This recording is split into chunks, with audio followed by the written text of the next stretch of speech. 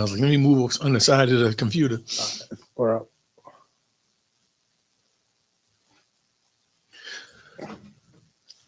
New Bedford, what's going on? It's your boy Steve Lopes along with D. Con. We ready for another week of straight to the point spots. What's up, Derek Con? What's up, everybody? What's going on, Steve? Well, good week this week. It's finally Super Bowl week, so we'll jump into that. We also are going to recap that boxing fight that happened last week. Mexican Monster. Oh yeah, Burrow. and it's been an active NBA trade deadline. A lot of big names moving, a lot of moving and shaking. I came home from school, thought I saw everything, took a little nap. There was still 3 more moves. So we'll see how your favorite teams did, and we'll break down who we think the winners and losers are. But being Super Bowl week, it's time to get into our Super Bowl discussion. I don't know. I don't know if I'm excited about Super Bowl week, man. What's not to be excited about? Because our teams ain't playing. No. It's like I'm almost starting to be coming into a depressed state. This is the last week of football. Oh, that I haven't thought about. I try not to think about that. That's true. And then I start living football through, okay, free agency's next. Then we get ready for the draft. Oh, then the rookies got to report. But I have to wean myself off it, man. It's a drug, man. It's tough. It's tough. It's like somebody kicked my dog right now. And you know what's crazy? For me, anyway, I grew up as basketball being my number one sport to watch, to play, but the product of basketball hasn't been, at least the NBA men's, isn't what I expected to be anymore. I don't get excited anymore. But football is like a little kid at Christmas every Saturday night. Yeah. Part of it's because of fantasy, but I do fantasy basketball and I don't get nearly as excited as I do fantasy football. And there is a void to fill when football season ends. I just feel like, what am I going to do with my Sundays now? You know? Honestly, back in the day, my wife did one of those little husband surveys. All right. The stuff, whatever. And she hit it right on the head. They asked, what's his favorite season? And she didn't say. They thought spring, summer, fall. Yeah, she said football. Yes, that's my favorite season. Don't get me wrong, I love the summer because of the weather and all the stuff you can do. But when football, I think that's part of the reason why I do like football too. Is it starts off, it's warm weather, but then when it starts getting cold, that's a depression state to me too, because it signifies the warm weather's over. But then I can stay in the house and watch college football on Saturday and pro football on Sunday, and I'm good. Get me some hot meals and stay home and watch football and talk crap with my friends. I don't know. I think after tonight, Steve, I'm gonna have to block this kid right here, Cerullo. Him and his damn Eagles, man. Oh, we got an Eagles fan on? He's been letting me have it a little bit, not as much as I expected him, but hey, that's all right. Be proud, brother, man, because we wish we were the ones giving you a hassle right now, but it didn't work out. He's not a bad kid. But hey, 2 out of 3 years this team's making it to the Super Bowl, though. But we're interested. We're gonna get into it now. We got Philly, we got KC. How do they match up? Cerullo, that's the only prime I'm gonna give you. You ain't got no more of that. Just so you know. Who do we think's gonna win and why? All right. When you pick your team, you gotta tell us why. So last week, yep, I picked KC. I didn't give a score because I wasn't ready to. This week, I'm sticking with KC. I'm saying the score is going to be 27-24. Little lower than I thought it would be, but both those defenses have been playing pretty good right now. That's why I went low.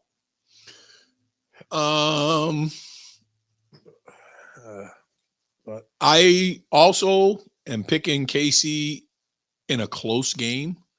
I think it might be slightly higher.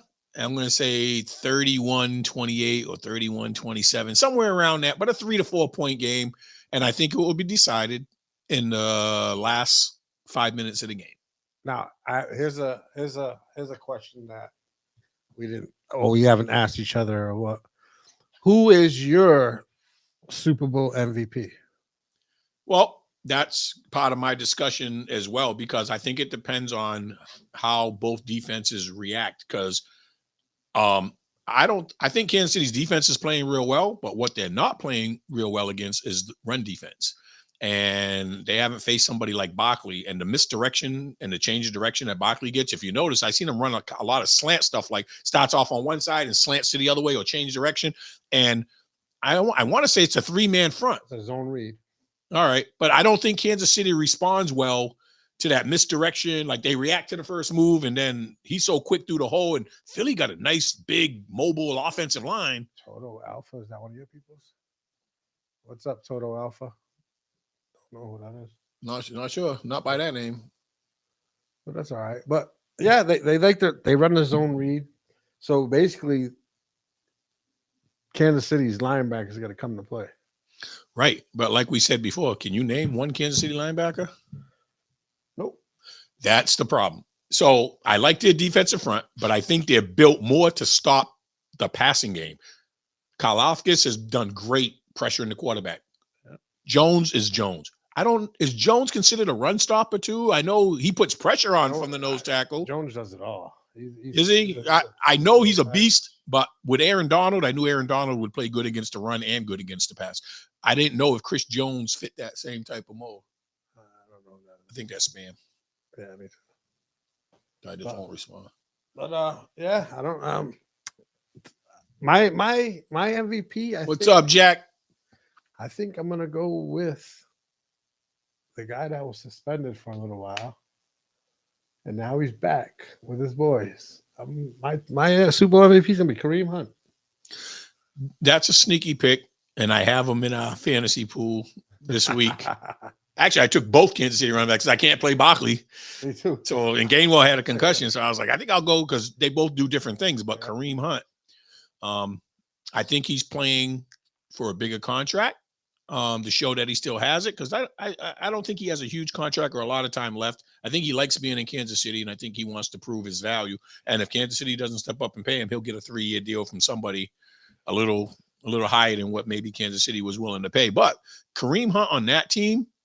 But I also have Xavier Worthy as somebody to watch. I put 2 people on each team, 1 person on each team as somebody to watch that could be an MVP candidate that other people. And my reason is Xavier Worthy with Philly's defense, you can't just give them the everyday, because I think they were number 1 against the pass rush, and they were like number 6, but they were number 1 overall. So that's my guy Keith right there. Yeah. So we'll see how that plays out. But I think they might have to trick Philly and get them off balance by trying to run a little bit, but also trying to use Xavier Worthy more in the handoff role, and similar to what Philadelphia might use Devontae Smith in. Like, that's the guy I think that has to have a big game for Philly. A couple of spammers, but that's all right. Yeah. I'm not even going to respond, but I don't know if Kansas City can stop Saquon Barkley, and if they can't, Saquon's going to get MVP. If Philadelphia wins, in my opinion, I think I said this before. I don't know if I said it to you, if I said it to somebody else, but if I'm the Kansas City Chiefs, and in my opinion, Barkley is he's their bell cow. If you stop him and make somebody else beat you, I make somebody else beat me. And that's why I think Devontae Smith would be key. Because if they put so much attention on him. So you think Devontae Smith over Hurts? Yeah. I've seen Hurts do the sneaky stuff, like the 1-yard touch. It looks big when you say you got 3 touchdowns, but you don't have a lot of rushing yards. Yeah. You're not averaging a lot of passing yards. The other person I thought could be big might be Dallas Goedert. That little dink and dunk, because Kansas City does do a good job pressuring the quarterback. Not sure how much time I think Hurts will have to look downfield. KC's DBs are pretty good. They are. And they're going to be matched up on the outside guys, which means who's going to be playing guarded. Yeah. That's why I said I like their front 4 and I like their back 3, but I'm not so sure about the linebacker core. And we're going to have to know their names by the end of Sunday for Kansas City to win, because they're going to have to spy on Barkley. and somebody's going to have to stay with guard it. If they do those two things, there's no way you're beating Kansas City. And if the game is close and Kansas City has the last possession, Kansas City will find a way to win. I don't have that same confidence if Philly got the ball driving. But I haven't seen Hurts have a dominant game passing wise yet. If Kansas City can stay away from that big play where Hurts is, Barkley's broken off huge runs the last two games, and Philly hasn't had a drive all the way down the field, which would be clock management. That would keep Kansas City's offense off the field. But if they don't allow that quick strike to Philly and Philly has to earn it, that's where I think the game will be lower score because it'll take longer to score. Look at this guy, 31-24 Philly, huh? Just a little lower than mine. Add another field goal and you got my score. Barkley gets MVP, best free agent signing. I agree. So it's been a while since I've agreed with a Concesio, but I can agree this time. Barkley, I don't think Barkley's going to get the MVP because I think KC going to go in with a game plan to stop Barkley. Well, Spagnuolo is he's had 2 weeks to devise a game plan. He's done a great job with Kansas City this year. Yes, he has. So he should have a pretty strong. It's just Barkley, to me, is a man on a mission. He's finally in the limelight. He's just terrorizing the playoffs. He's had a great regular season. He stayed healthy. And this is the cherry on the top. And I just think he's going to have that fire in him to do whatever it takes to hoist that Super Bowl. But I think Kansas City is going to come out on top. And something that maybe people aren't thinking about that I give when I compare the teams, offense, defense, special teams, coaching, kicking game. There's something else that I think gives Kansas City the slight advantage. No, I think everybody expected Andy Reid to be the better coach. Yeah. Everybody knows that KC's got the more big game experience, but Philadelphia has been there too, and they looked good the first time they were there. But I think it's going to come down to the kicking game. Harrison Butker, 89% field goal kicker. Yeah. Philly's field goal kicker is 79%. It's a 10% difference. And then you look at field goal percentages over 40 yards. Butker has it beat there. So Kansas City doesn't have to get as close to still put up 3 points. They can drive down, get stalled at the 35, 40-yard line. They can still kick a field goal. I don't know if Mr. Jake Elliott, his accuracy from that far out, but I know that the numbers show that Harrison Butker has better percentages on long distance kicks. Only way you stop him is stack the box for one missed tackle. He's to the crib. And that's why I said Kansas City has to stay away from giving up the big play because Barkley has not been stopped yet. But what about Spagnuolo's ability to devise a game plan? Because Spagnuolo has shown he's had one of the best defensive influences on any team this year. And he knows, like we know, that Mr. Barkley's been doing his thing. So he has to. The only way that they have a chance to win is if Barkley goes off, and he's going to say, "Nope, beat me another way." That's what you have to do. So that's why I say if there's so much effort and Kansas City is successful, somebody else has to be considered. Somebody else has to step up for Philly, and that's going to be the combination between Hurts and Devontae Smith or AJ Brown. But I just feel like they didn't use Devontae Smith that much in the playoffs yet, so people might have forgot about him. And I expect a big play down the field because he's fast as hell. He's got great hands. He can run after the catch. I see him catching either a deep ball or like a little slant where somebody's like a half a step behind him and he catches it in stride and gone. But that depends on Jalen Hurts' throwing ability. He has to be accurate and he has to have good reads because he hasn't had to beat nobody with his arm in the playoffs. Their running game has been so powerful that Barkley's had 2 or 3 touchdowns in every damn game, 62 yards, 42. You're getting 2 scores. Then Philly's defense has been the most opportunistic in the playoffs. They've been forcing turnovers, and they're number 1 overall. So when you can stop the rush and you can stop the pass, but they haven't felt the likes of Mr. Patrick Mahomes yet. And Patrick Mahomes, to me, is cerebral. He's a different animal. The moment's never going to be bigger than him. You're not going to make him nervous. Even if you put pressure on him, he's going to find a way to use Kelsey, but I think he has to use all his weapons. Kareem Hunt is I think Kareem Hunt catching the ball is going to be big because everybody knows take Kelsey away, Mr. Pacheco's runs hard Yes, too. and Pacheco should be back to his regular self. I mean, he came back late in the season. He hasn't had a major impact in any game, but he hasn't had to be the feature guy. But he runs hard and he punishes people, and he's capable of catching the ball out of the backfield. So I think if Mahomes can spread the ball around so they're not predictable, you got Kelsey, that's the main thing. But then you got Worthy. You got to worry about the other two guys that nobody ever talks about. Mr. Hopkins. And Juju. And Hollywood. And Hollywood. So that's why I'm saying they got quite an array, and Mahomes knows how to spread the ball around. He'll look for the best matchup. I like that, Gerald. What Manute say? He said this game is going to come down to whoever makes the least turnovers. Oh, I couldn't agree more. Best in-game adjustments. And one of the adjustments is Philly's going to try to run Barkley, and Spagnuolo has to figure a way to neutralize him.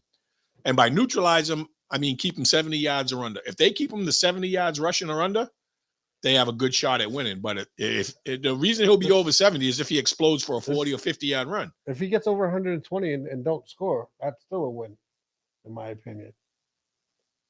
If you can keep him out of the end zone and Philly outside the 1 yard line for the tush push. Yeah, they even try that from the inside, anywhere inside the 5, though, man. I hate that play, but it works because of the personnel they got on their offensive line. Yeah, but that I don't want to see Jalen Hurts get MVP because he had 7 carries for 15 yards and 3 1-yard touchdowns. Yeah. I want to see him win because he scrambled. I want to see him win because he dissected the defense and he led the Eagles.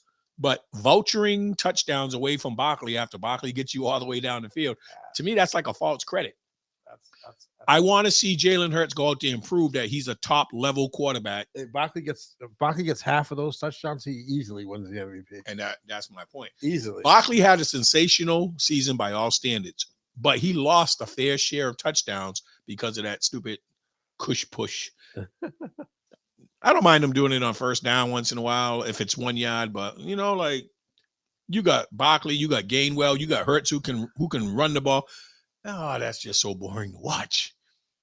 But how do you think the two defenses stack up against? Wait, who you calling Osu guy? Him?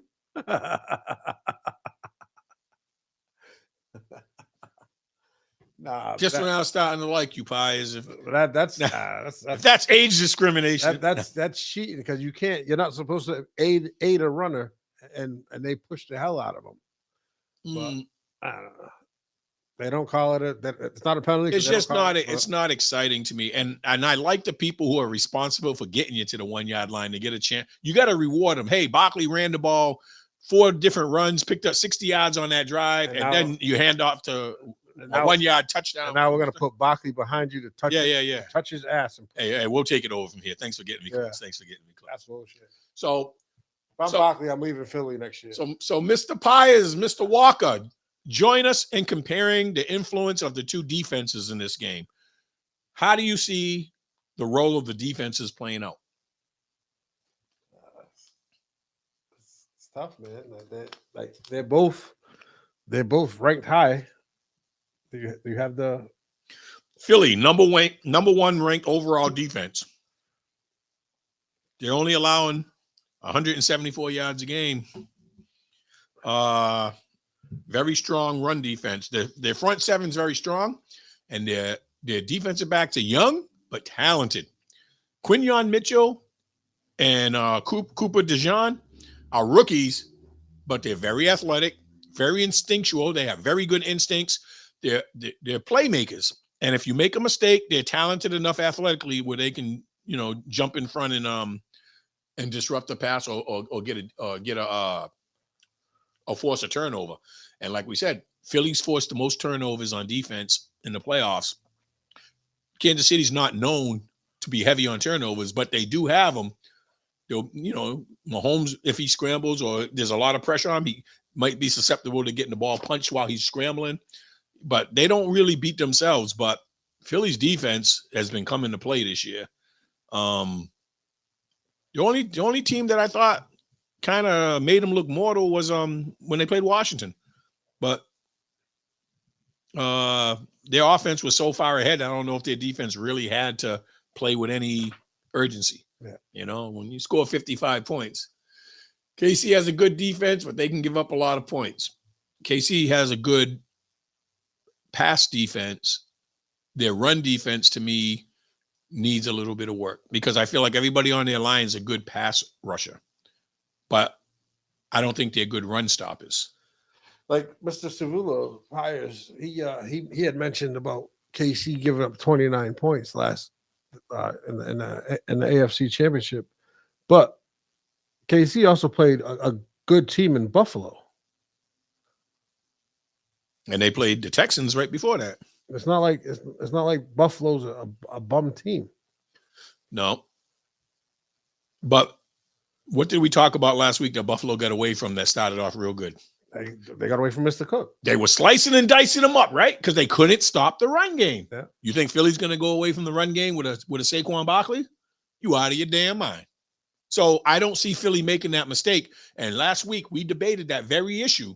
What would have happened if Buffalo would have stuck to the running game? We might be talking about a different game right now. They were having success. No slight on Mr. Brooks, but Barkley is a bigger threat. And his usage is probably going to be a lot more. So we're going to see if KC can adjust but the thing with this is Hurts don't run like Allen. No, he's capable, but he's not as big. He hasn't done it, and I don't think he's going to do it now. He doesn't have to. Barkley will make up most of the rushing yards. But who's a bigger threat, Allen or Hurts? Well, Allen overall, but Allen didn't have a great game against Kansas City. No. But I think they game plan to stop Allen from running. I don't think they game plan to stop Brooks from running. He just said it right here. And I believe I said this. They don't have just one guy. They don't have just one guy. No, he's talking about KC. Oh. KC don't have just one guy. Are you talking about? That's what I say. He's talking about Philly, yeah. Philly? No, Philly has wide receiver. They have two. They have two difference makers. Yes, he must be talking about KC in this. Yeah, but Buffalo. When we were mentioning Buffalo real quick, I felt like Buffalo's wide receivers didn't step up last week. No, they didn't. Mahomes has a habit of throwing interceptions in the Super Bowl.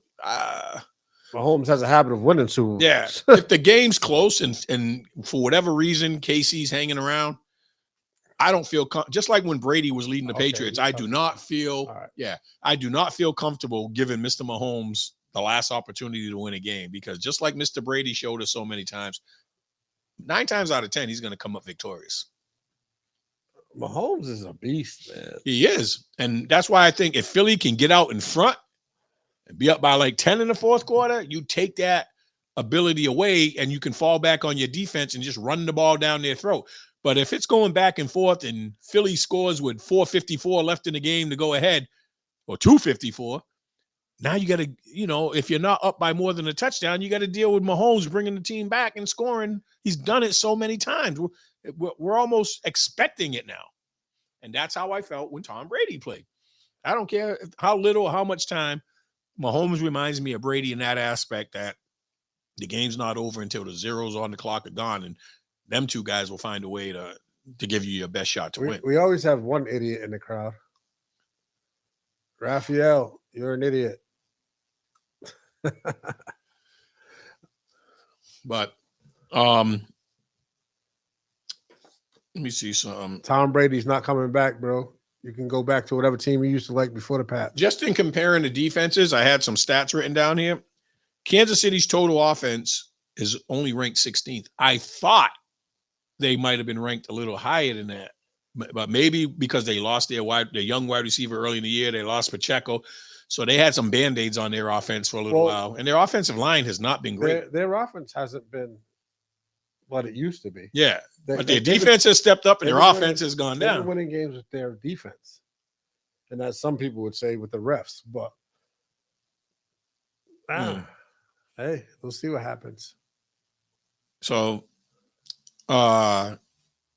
They've been averaging 103.9 yards running and 219 passing.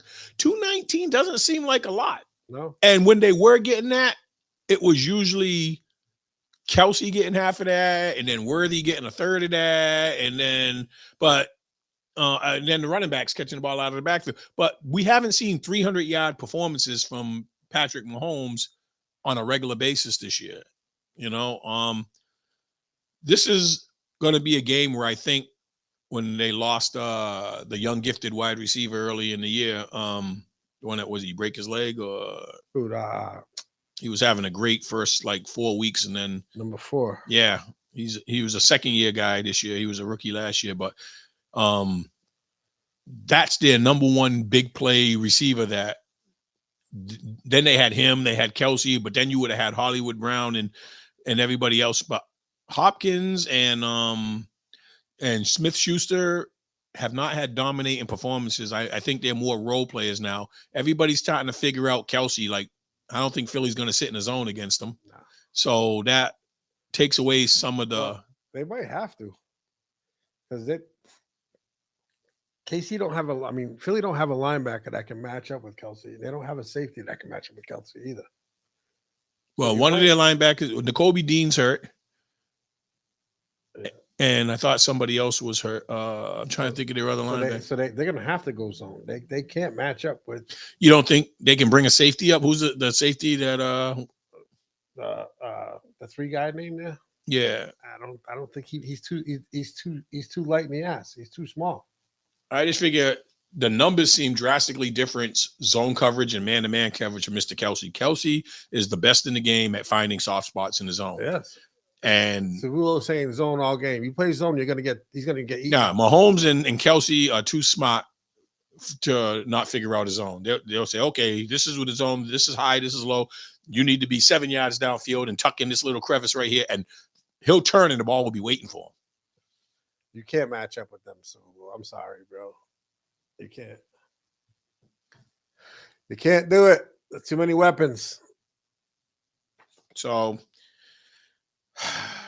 and that Mr. Mahomes guy, you better get pressure on him all game, bro. You better throw a lot of blitzes in there. I'm gonna say, in order for Philly to win, their defense will have to force 2 turnovers or more. Yep. If they have less than 2 turnovers, you're playing into Mr. Mahomes' arena, because he'll play it safe. He'll dink and dunk down the field. He'll run when he has to. He'll use his running backs. That takes time off the clock. And I don't think Philadelphia is built for a quick strike as much as Kansas City is, because I haven't seen Hurts depend on the passing game as much. We saw A.J. Brown getting frustrated during the year because he wasn't getting targets. Dallas Goedert was out a lot toward the end of the year. He's come back, right before the playoffs. It's like they have to get reacclimated to their passing game. But when your running game's as good as it's been, and the intermediate game with Dallas Goedert is there, but I haven't seen A.J. Brown go off. I haven't seen Devontae Smith go off. And this is the opportunity. If you want to win, those guys have to help you win. You got to give them opportunities to make big plays. Yeah. Mr. Cerulo asked me to explain why Philly can't match up with KC offense. Marcel, what's up? KC fam in the house. You don't have cooked by Kelsey, I'm assuming. You have nobody in that defensive secondary going to match up with Kelsey. Then you got to worry about nobody got the speed to stay with Worthy. That's why my pick for Worthy being the MVP. And then they use him right. And then you got a former All-Pro and Mr. Hopkins. And then you got Juju Watkins, who's that quiet guy that'll get you a quiet 70 without anybody knowing. And then you got the 2 guys, the 2-headed monster in the backfield. Do you want me to keep going, Mr. Cerulo? Like, you think you can match up with all that? So Marcel, we got a Philly fan giving his point of view up there. Tell us from the KC perspective why they have the advantage. Type in your response. Let us know why KC. I mean, I see you put Slay's going to get cooked. So I'm assuming that's the matchup trying to stop Kelsey if it's man-to-man. But the multiple weapons in Kansas City is why I think Kansas City. Now you're veering off. You told me to tell you about how they can't match up with KC on offense, but now you're saying you played the better offense. Who do you didn't play a Mr. Mahomes in the Super Bowl? Oh, wait, yes, you did. You lost.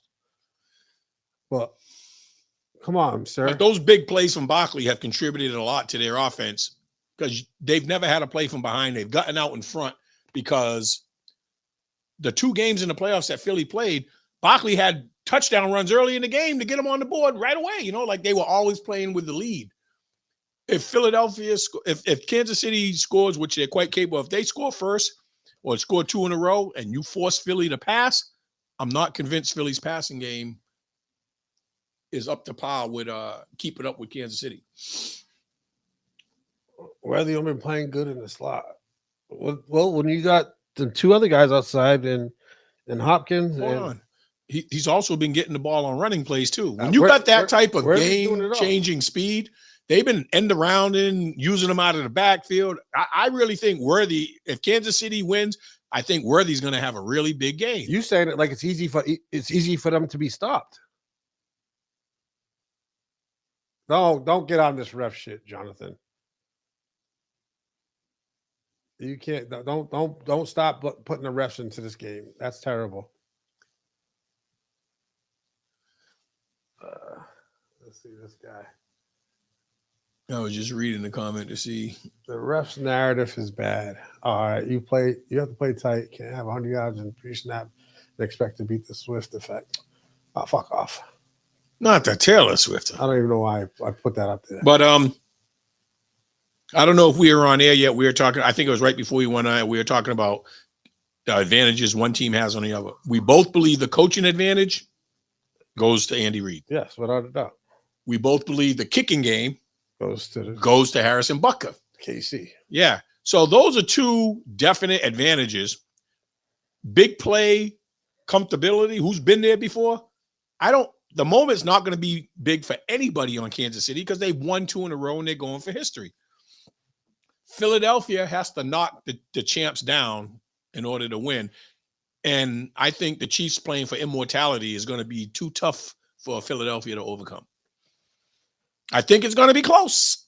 I think we're going to see a game, and it's going to come down to the last 5 minutes, and either the kicker or Mahomes, and Mahomes will get him in position for the kicker to help beat him. Last week I think I had KC winning by 10. I couldn't give you a score. This week I have KC winning by 3. Yeah. So we'll see what happens, man. All right, there's Marcel's response. They don't communicate good enough on the back end. Going to be open cross. All right.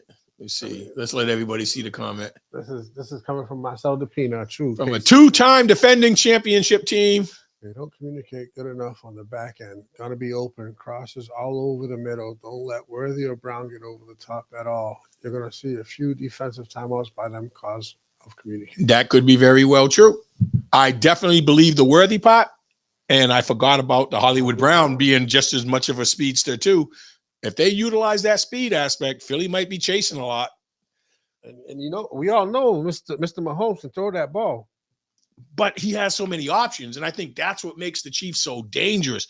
You can't just take away Kelsey and think you're going to stop. That's the obvious thing. We got to take Kelsey. Okay, what are you going to do to stop Worthy? What are you going to do to stop? And they all only need like 3 catches each. If you have 6 different people with 3 catches each, they had a good game. Mr. Segulo has a comeback statement for that. Number 1 defense, don't communicate. Laugh my ass off. Well, I'm assuming that the communication is because of the rookies in the defensive backfield. Mm-hmm. So maybe Marcel is pointing out the fact that you got 2 rookies. They're very athletic. They're playing on instinct, but this is the Super Bowl, and they're not really communicating. They're just playing off instinct, and that front 7 is doing such a great job that there's really not a lot of pressure on those guys. Mahomes is going to find a way to put pressure on those guys, and he's going to try to expose them. And that's what Andy Reid does. So you got 2 great. Hey, both Mitchell and Dijon can both run. So that's a decent matchup with trying to deal with those speedsters. But if you hit those guys in stride, and they're even a half a step ahead of you, you're not going to catch them. They're not catching one. The next thing we're going to see is a touchdown dance.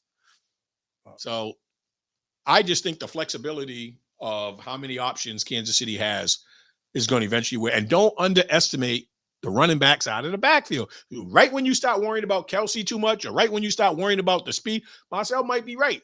At the beginning of the game, they might get beat with all that speed. Now they adjust. Now you open up some space, and here come the guys out of the backfield. Mr. Hunt, boop. Mr. Pacheco, boop. And then you're like, well, damn, who do we stop? Pick your poison.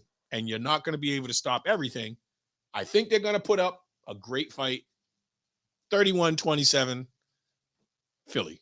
I mean, Kansas City. They haven't done it all playoffs, but they're doing it in the Super Bowl. They've been ahead in the playoffs. I don't know if you know, KC's they were a regular in the Super Bowl for a reason, bro. Yeah. Like it's not their first time. It's not their second time. No, I'm a football fan right now. No, I don't. And we talked about Spagnuolo devising a game plan to stop Barkley. Let's not forget Andy Reid's going to have some say. Andy Reid's one of the best game adjusters.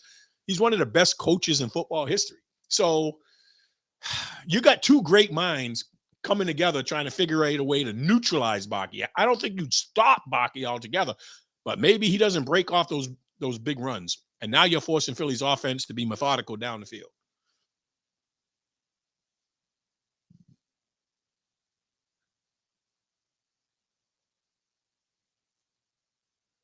I don't know, man. I'm just reading these comments. Some of these guys, I don't know. Boy, I hope we have the same people on next week so we can go over how things played out. It's definitely going to be a good game. It's not going to be a blowout. I get this as a 3-point game. It's not going to be a blowout. So this Super Bowl will be enjoyable. So, Mr. Correa, how do you see the Super Bowl? We're doing our predictions now. He don't watch football. He watches horse racing. Horse racing, line dancing on it. Oh, okay. You know, Giants fan, have been out of it for. Sorry, a little late. Yeah, you're always a little late to the game, bro. We just gave our predictions. Derek, what was your score prediction? 28-24 something? 27-24. All right, 27-24, and I had 31-27 KC. I think the coaching staff for KC will do a better job of in-game adjustments. And I think that Harrison Butker has a clear advantage in the kicking game because of his accuracy from further away. I think, their kicking game will outdo Jake Elliott and Phillies. If they don't get the ball first and get a lead, Barkley. Exactly. Barkley's done a good job of opening first or second possession, of having a big play to set the tone for Philly. They've never had to rely on their passing game because Barkley's got them off to a good start. If they keep Barkley in check, they're going to force Hurts to have to do more. And then Hurts is going to have to go out and try to win it. I don't think he's been in that position where he's had to throw the ball a lot. And I think Kansas City's pass rush and the two defensive cornerbacks they got back there are gonna make it hard to pass on Kansas City. I think they have a better chance of running on Kansas City than passing, but I think they'll make an adjustment to slow down. Jeffrey, that statistically running back always win. You tell me a team that didn't win with a great running back in Super Bowls? KC. How many Super Bowls KC have? They don't have great running backs. So that's kind of dumb. Well, how many other teams have had? I'm wondering if he's saying the history of the winning Super Bowl team, they always have like a running back to lead them. I know there's a stat out there that we've never had like a league rusher win a Super Bowl. When the Steelers won the Super Bowl against Arizona, they didn't have a great running back. Would they have James Conner in them back then? I don't even know if they had Conner. So James Cook is a beast, bro. And I believe that, but I don't think Philly's going to make that same mistake. That's the kryptonite for Kansas City is they were getting gashed a little bit in the running game, and then for whatever reason, Buffalo went away from it.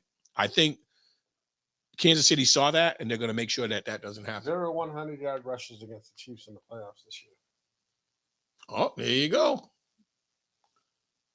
And I'm saying 70, 75 yards is the cutoff. If Barkley gets 70 to 75 yards or less, I don't think Philly will win. I think Kansas City might actually pull away. In 17 straight games. Yeah. There's a difference between regular season and postseason. And in the postseason, we haven't seen anybody since the Patriots do it the way the Chiefs are doing it. The Chiefs, they've been here before. They know how to step up. They're very well coached. It's going to be tough to sneak something in on them that they haven't seen before. And like I said, as great a season as Barkley's been having with Spagnuolo and Reid, they've devised a plan to slow him down. so he doesn't dominate like he has in the other 2 playoff games. Mr. Savula, I believe they played against Derrick Henry, if I'm not mistaken.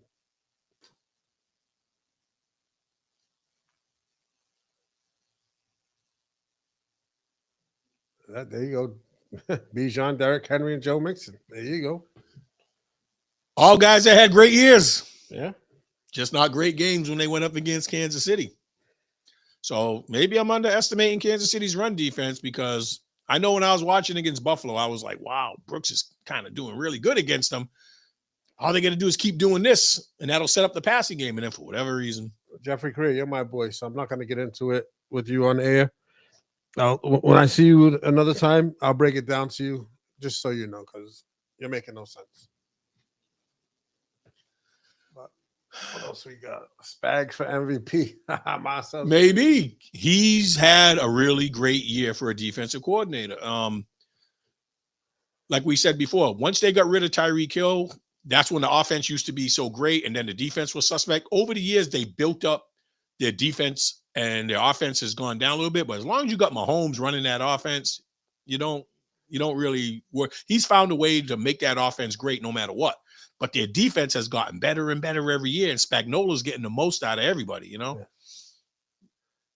Good example is the Pats Super Bowl when one of their – so out of 6 Super Bowls, they had one running back go over 200 yards, and I bet you can't even tell me his name. You can't tell me he was a dominant running back. Sorry. There's Pats fans that won't even be able to tell you his name right now without looking it up. I don't want – so get off of that one. That's not a good one either. No, Deshaun, I'm not going to call him out on there. All right, so we got our predictions. We got one Eagles fan and one Chiefs fan. We don't have to ask them their predictions. But let's hear some scores. Marcel, what's your prediction score-wise? And where's our Philly fan up there? Yeah, let's hear both our Philly and KC fans spit out final score predictions. I'm going to say a 3 to 4 point game. Even if Kansas City didn't win, it's still going to be a 3 or 4 point game. Yeah. Either way. Yep. Either way. Woo. 34. So that would indicate that they shut down Mr. Barkley. Yeah. And they were forced to have long, drawn-out drives. Without that quick strike ability, maybe they don't score as much against that Chiefs defense. So I'd be afraid to go 17 points better. No, Jeffrey, that's not true. You get off of that. That's not true. Why do I keep answering them right now?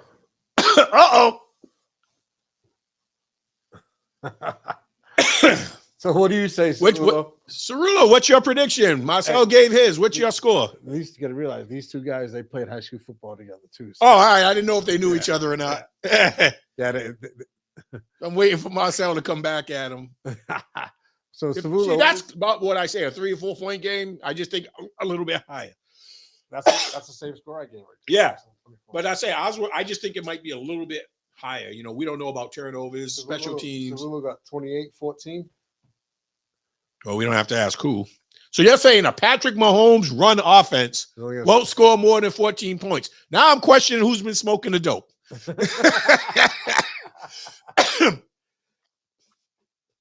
14 points by Patrick Mahomes. Oh, man. 31-24 Philly. If they get held to 14 points, we'll have to have Mr. Byers in Joel Cortez, 35-28 Philly. But he's a Pennsylvania guy, though. Is that some Pennsylvania cooking there, Mr. Joel? I can't let that slip by. Mr. Mahomes only putting up 14 points. Hurts. That might be a halftime score. The over's going to be in the 50s, if I'm not mistaken. I said I wanted the over, and remember last week we were saying you said if it's over 50, I'm taking the under. If it's 50 or under, I'll take that. I don't know. I was like, I see both teams Let me see. being good enough to score. I just think both teams have good defenses, so I just don't think Philly's going to have the quick strike. And Kansas City doesn't. Kansas City's been, and correct me if I'm wrong, Marcel, Kansas City's been more methodical than quick strike this year. They just keep driving down the field until they either kick a field goal or get a touchdown. But they don't necessarily beat you with a quick strike. They just beat you with, we're going to line up and we're going to use all our assets and you're going to be forced to adjust to one or the other. But they first down, then they're in field goal range or they score a touchdown. But the total is 48.5. So as of right now, 48.5. It's 48.5. I'm going with the old. Oh, the spread is KC by 1. I think it's going to be close. I think that spread's going to change. I wouldn't be afraid to take KC because that's basically saying pick them. Yeah. You know, now when it's 3, I think 3.5 would be a scary spread because now do they win by more than a field goal or do they lose by more than a field goal? And I think the winner will win by 3 to 4 points. Joel, we know Mr. Barkley's been having an incredible game, but so does Andy Reid and so does Mr. Spagnuolo. The 48. So you don't think they'll put something into effect to limit Barkley beating them? They say, if y'all going to beat them, it ain't going to be Barkley. It's going to be somebody else. Paul Massey says, Mahomes only put up 3 points versus the Bucs in the Super Bowl a few years ago. Mahomes also lost both his tackles. Playing on a sprained ankle. Playing with a bad wheel. I don't think that's going to happen again, Mr. Massey. Sorry.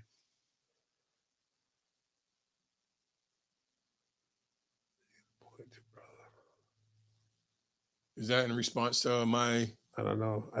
I just think they're going to game plan for Barkley and force somebody else to beat him. 12 out of 17 games held teams on 20 points. Defense is elite. The defense is coming to play. I love their defense against the passing games because I love both their cornerbacks and I like the way they pressure the ball. And the most underrated defensive player on that team is Karlaftis. He's finally, remember, he was one of the guys they directly got when they gave up Tyreek Hill. Yeah. They drafted Trent McDuffie and Karlaftis that same year. And people were like, who's this Karlaftis? I remember because he played in the Big Ten for Purdue. And I said, the big knock on him was he might not be fast enough from a defensive end. Well, he looks pretty fast enough right now. Yeah. You know? Well, yeah, I think that's why I said, if you give KC the ball with 3 minutes or under to go, they're going to find a way to win. You better kill the clock with your last drive. You better be like down 3 and Philly drives all the way down and scores and leaves no time for Kansas City to respond. Didn't KC score like 17 seconds left? Yeah, that's what I'm saying. I've seen crazier stuff with Mr. Mahomes having the ball. So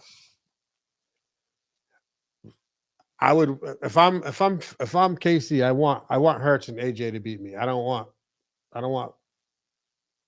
Barkley beating me. No, because Barkley will be that slow death. 6 yards, 4 yards, 3 yards. 7. Now it's ball control. Now your defense is getting worn down, staying on the field. Yeah, you don't want Barkley. That's the Barkley effect. But Chris Jones strip sack to end it. Ooh. Well, he is that type of defensive playmaker. Yeah, he's always sniffing for the ball, and a lot of the Kansas City defenses that trained to punch the ball, like they create a lot of turnovers with that. You can't sleep on that Philly O-line though. That Philly O-line is top 3 O-line in the league. And that's a big part of why I think Barkley's staying healthy this year and running behind them. Top 2, I could say. But they're banged up. I don't know if they got healthy in that 2 weeks, but Lance Dickerson was moved from center. Yeah. And the guy that replaced him got hurt, and and Dickerson had to come back in. Like they had 2 offensive linemen limping around. Hey, I'm glad you said that, Jeffrey, because remember Coach Michael Oliveira for New Effort High. Well, this is his book right here, and I just sent one to AJ Brown for the Super Bowl, so he's gonna be reading Coach O's book. The title is "Don't Take It for Granted." All right, we seem to be split here. I mean, me and Derek are firm in where we see it, but we're partial. We got a Philly fan and a KC fan that truly believe in their teams, and they see it as their team's coming on. Well, who else? Jonathan, who's your pick? I think Jonathan said Philly. Gerald Walker, did you put your pick up there? Fool, did you put your pick up? Fool going with Saquon because he's a former Giant. Oh, yeah. He's got the Homer effect. Yeah. That's the only Giant player he can, really say anything since Eli. And I don't even think he represented Eli. All right, fool. You got Philly. Decon saying you only got Philly because Saquon used to be a Giant. Is that true? Don't you lie. It's not a lie. I ain't lying.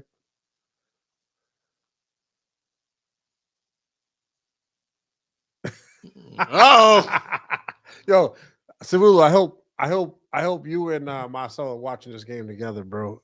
And yeah, you're gonna have to go live. It'd be nice.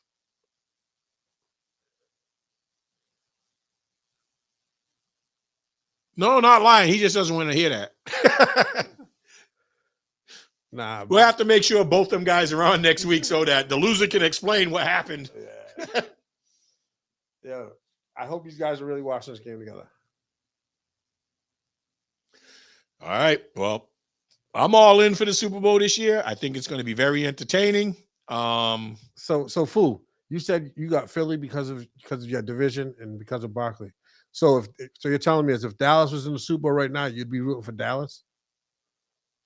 He'll be rooting for any team in his division, but he won't root for that. He'll root for the Commanders. No, I don't know. We're gonna have to see. Would you be rooting for Dallas if they were in the Super Bowl, Fool?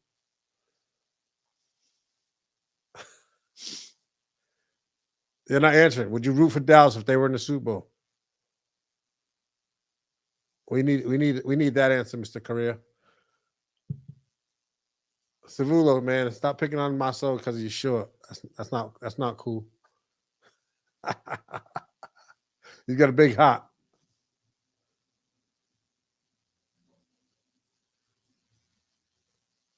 Yeah, you and Robbie bunkering down. Yeah, that's the father-son Casey team, man.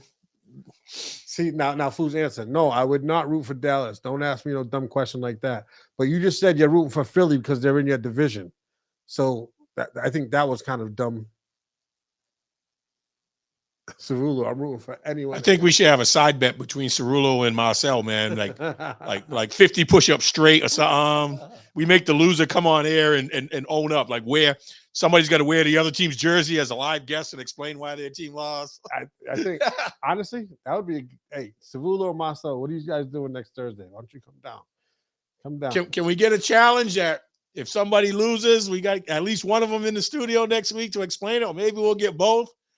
Cerulo the Petty X. Because Andy Reid used to be a Philly coach. Oh, yeah. Yeah,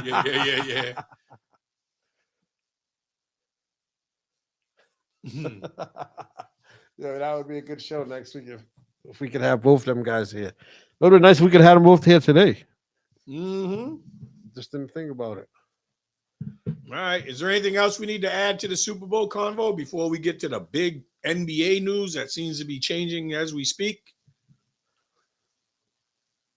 I think most people are giving the nod to KC.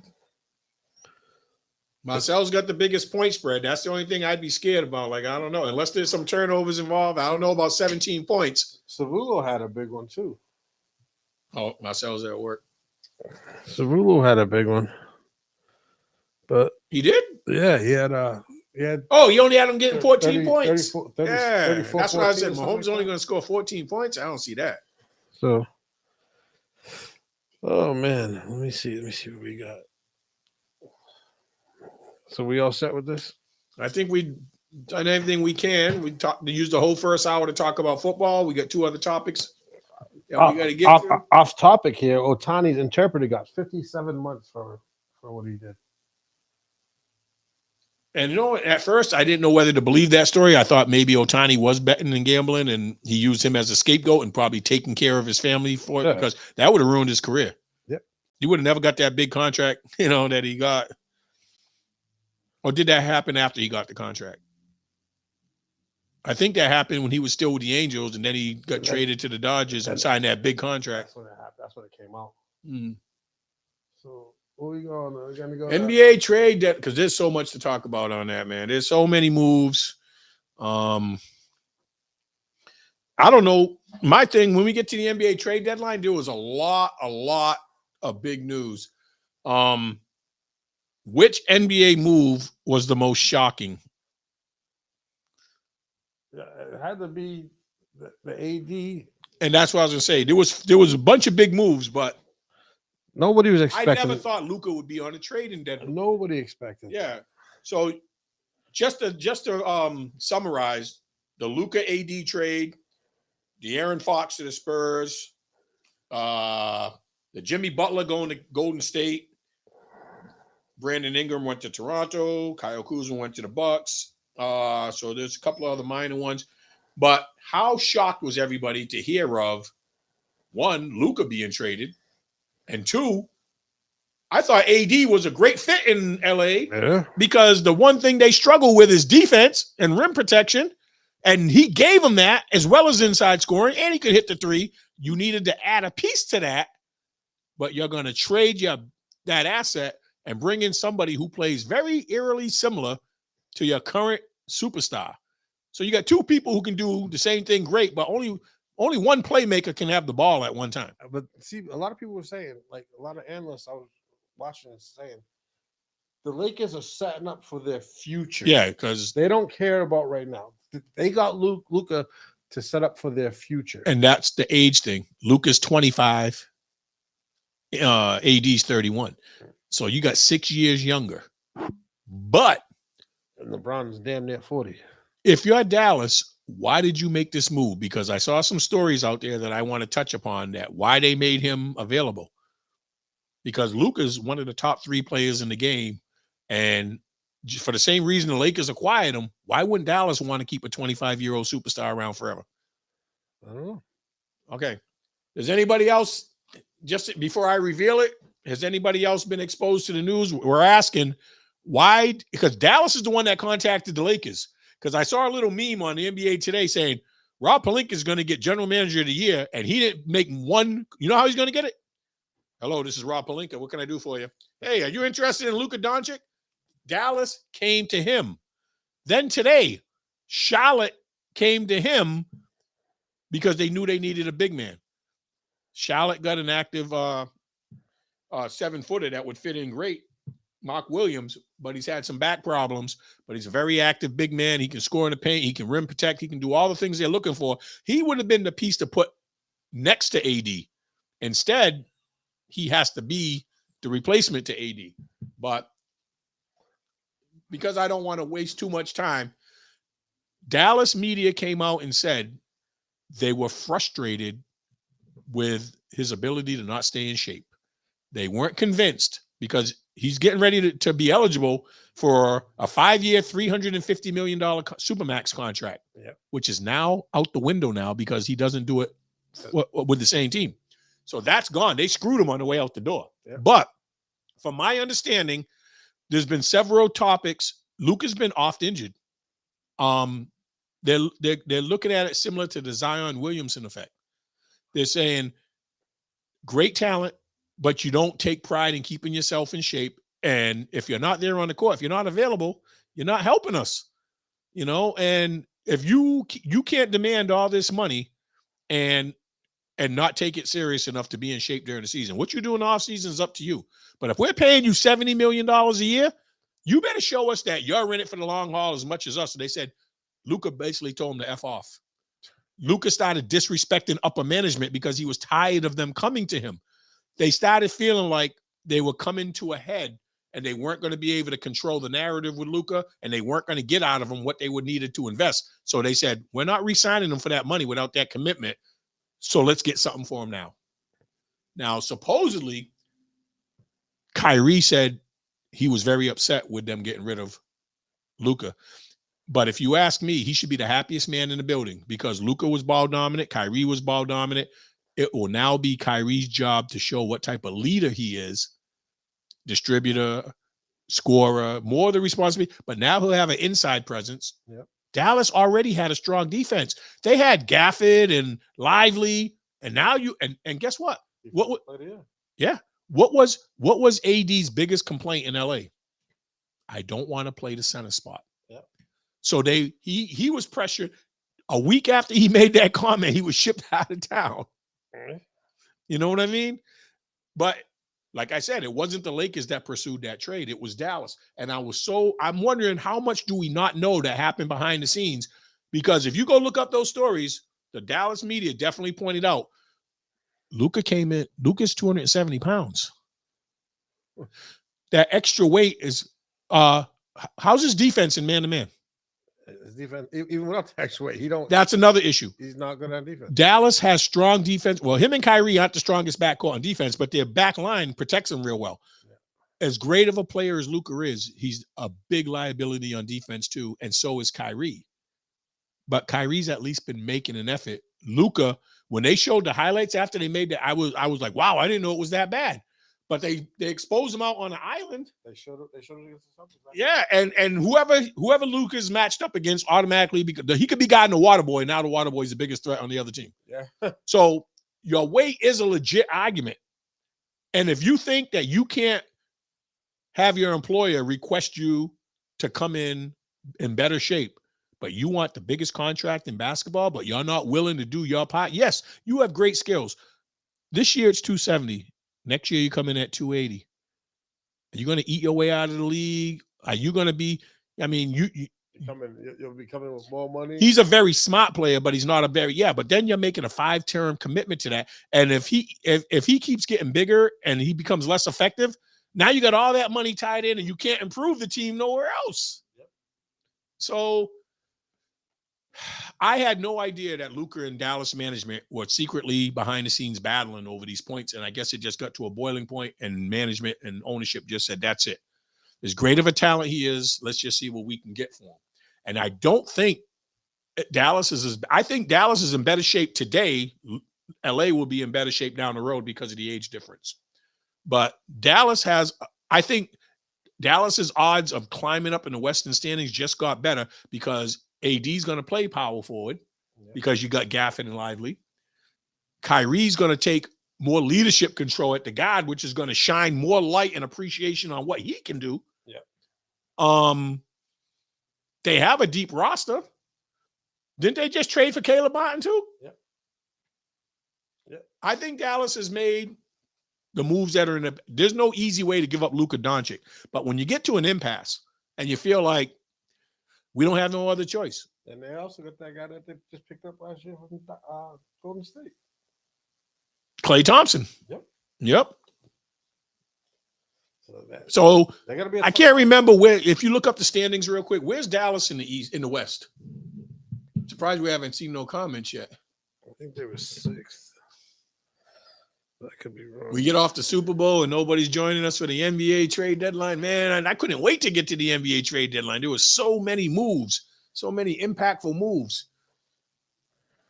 Nobody cares about the NBA anymore. The NBA is not what it used to be. The product has been losing stock with TV viewers for a while, but these moves injected my interest, at least for this week. I was like, I can't believe this got traded and that got traded. Dallas is 8th at 26-25 right now. All right.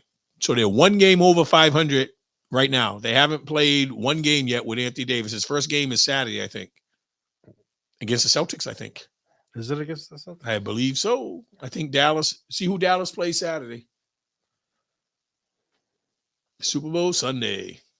But I know I saw Rockets. Rockets? They play the Rockets Sunday. Then is it LA that plays Boston? Somebody plays Boston Sunday. Maybe it's Luka. I thought it was AD. They play Boston tonight. Oh, then it's tonight then. They play Boston tonight. So that's AD's first game, and they're playing against. So Kyrie, is it in Boston? In Boston. Kyrie coming back to the Garden. Now he's got AD instead of Luka. I think, remember, we said this, 26-25, they're in the 8th spot. I see them at least getting up to the 5 spot, possibly getting into the top 4, but that West is so tight.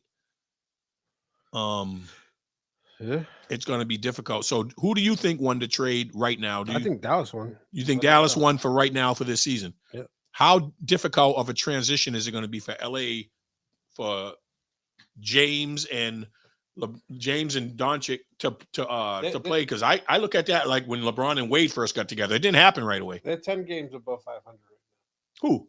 Lakers. 29-19. Wow. So I think they lose a lot on defense. Oh, for sure. And like you had mentioned already, they're gonna have 2 guys that are ball dominant. And the last time LeBron played with a guy that was ball dominant, he wanted him out of there, Mr. Westbrook. Mm-hmm.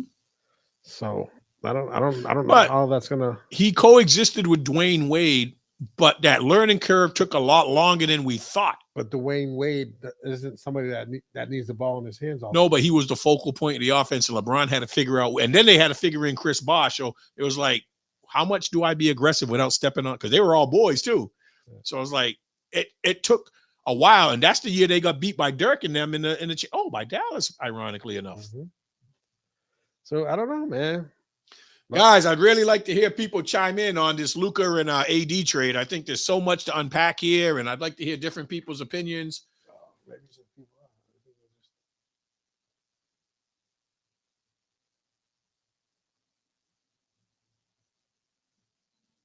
the heck? Hey, what's going on, man?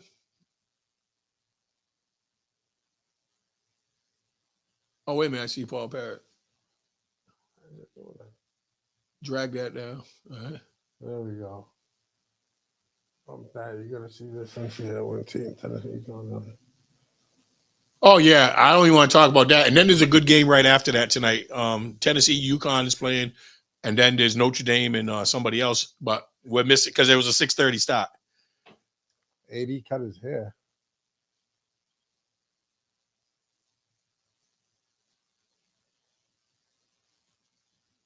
Yeah, Paul, I've seen Tennessee do that all year. Their coach just had a baby, and she missed a couple of games, but she believes in that. Get out there and play in spurts. Like she plays everybody on her team. So we missed a lot of this. All right, I was wondering. I said, man, nobody's talking about. So your boy Mark Cuban is rumored to want to move the Mavs to Vegas. So he's kind of tanking the franchise. I don't think getting AD tanks the franchise, but I really think they were at a huge impasse with difference of philosophy on what Luka wanted and what the Mavs wanted. And they just realized, I thought Cuban got rid of the team or sold most of his ownership. I don't know. Oh, I have to check into that, but I know he took kind of a back seat. You don't hear Mark Cuban's name. It used to be all the time. Like he was almost like a Jerry Jones. He was at all the games. Yeah. He was getting, warnings from the refs for yelling and screaming and all that stuff.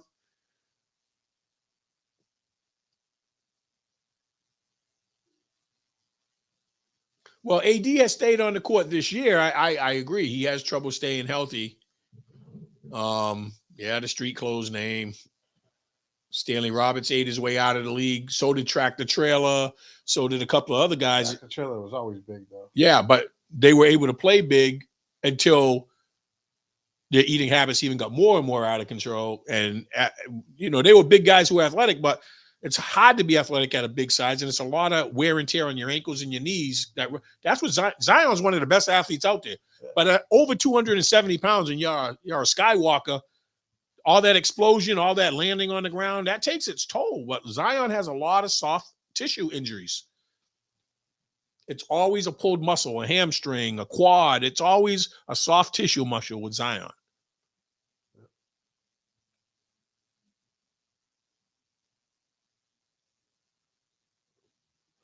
You think he got better by getting rid of Jimmy Butler? I don't know about that, Deshaun. LeBron is going to help him. So Luka is going to be fine.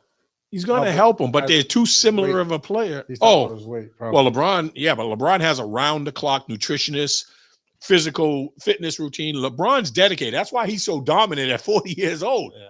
Luke is 25, and he's struggling at 25. His natural metabolism should be enough to keep him. LeBron's been doing it for over 20 years, too. Luka has to make a commitment because Luka is one of the best talents in the game, but I don't know how much longer he can be dominating, if his weight doesn't get under control, because he's not going to improve. His defense is already bad, and it's only going to get worse. So now you're a liability on one end of the floor, and you don't have no athletic ability. You're losing your athletic ability at a young age because you can't manage that weight. Yes, you're a great passer. You're a great cerebral player, but you're not going to always be able to carry a team with that style.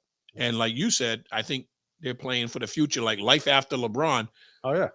Well, they'll have a young superstar there to build around.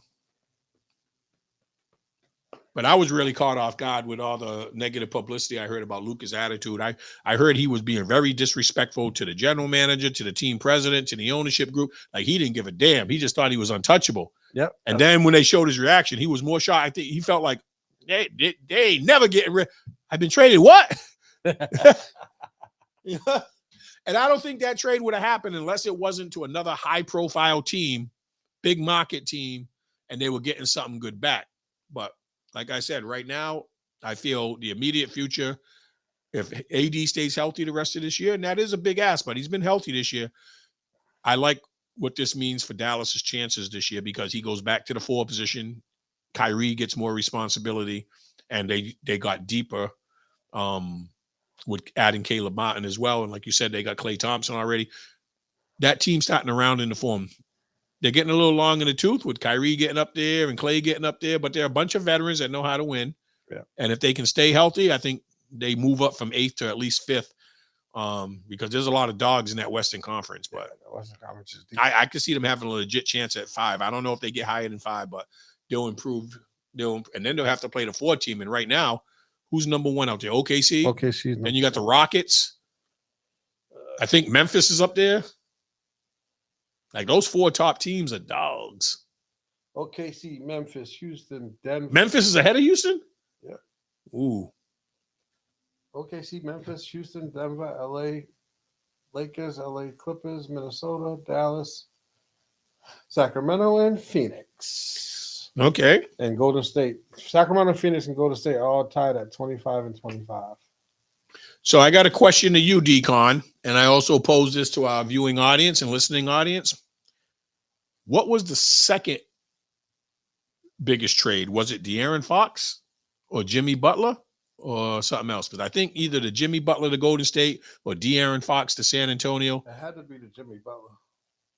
That's another win now deal. Yeah, because and if I'm not mistaken, didn't Jimmy Butler and the big guy get into it a few times? Which not Draymond. Yeah. No, but I heard them say what's going to happen when both of them have a disagreement because they're both the same hot-tempered. Yeah. So I don't know if they've had a history, but I think that would have been discussed well before that move got made. When I seen that, and he was saying he wanted to go to Golden State or Phoenix. And if you look at it, in that Jimmy Butler trade,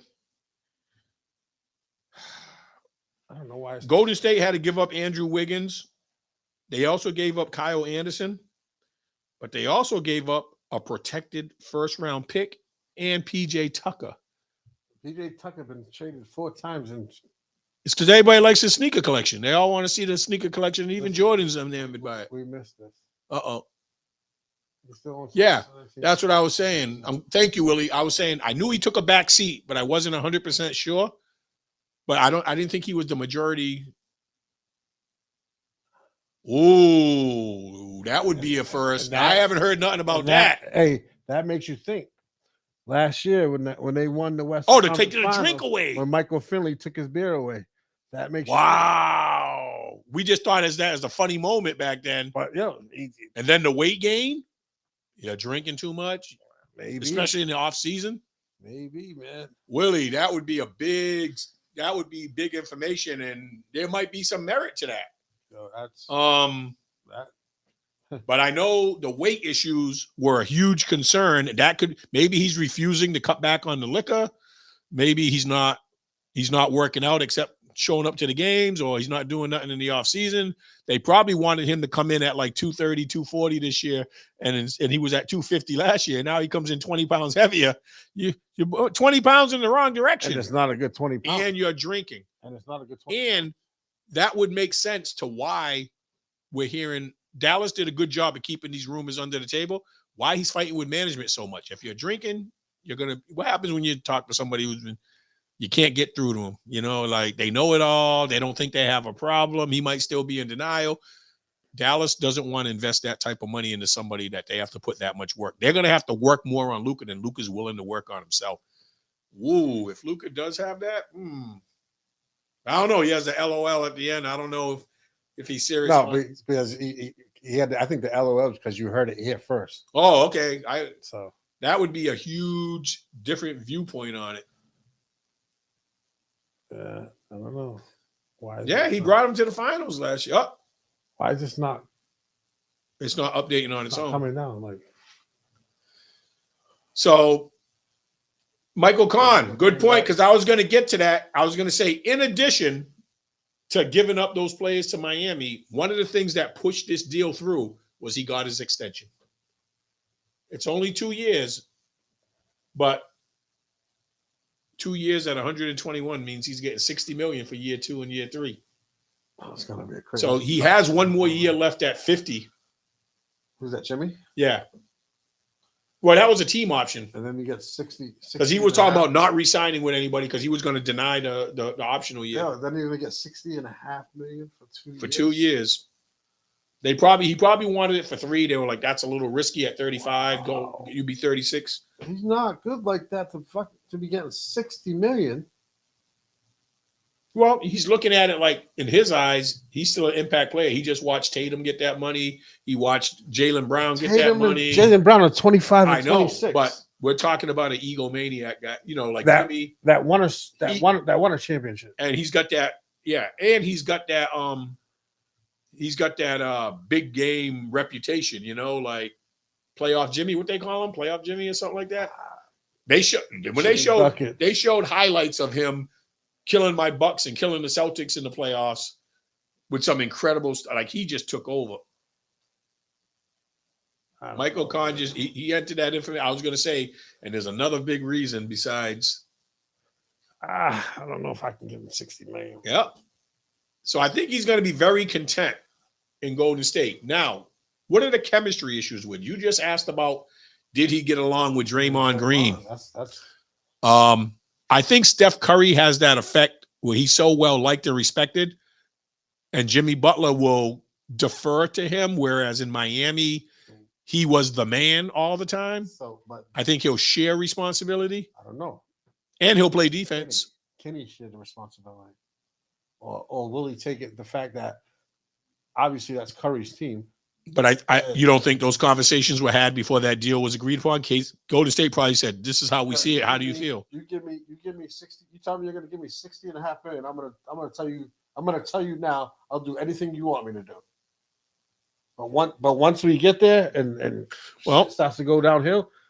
In spite of what we heard about why Jimmy wanted out of Miami, I think the big deal is he wanted to secure his bag for the future. Yeah, of course. So he got that.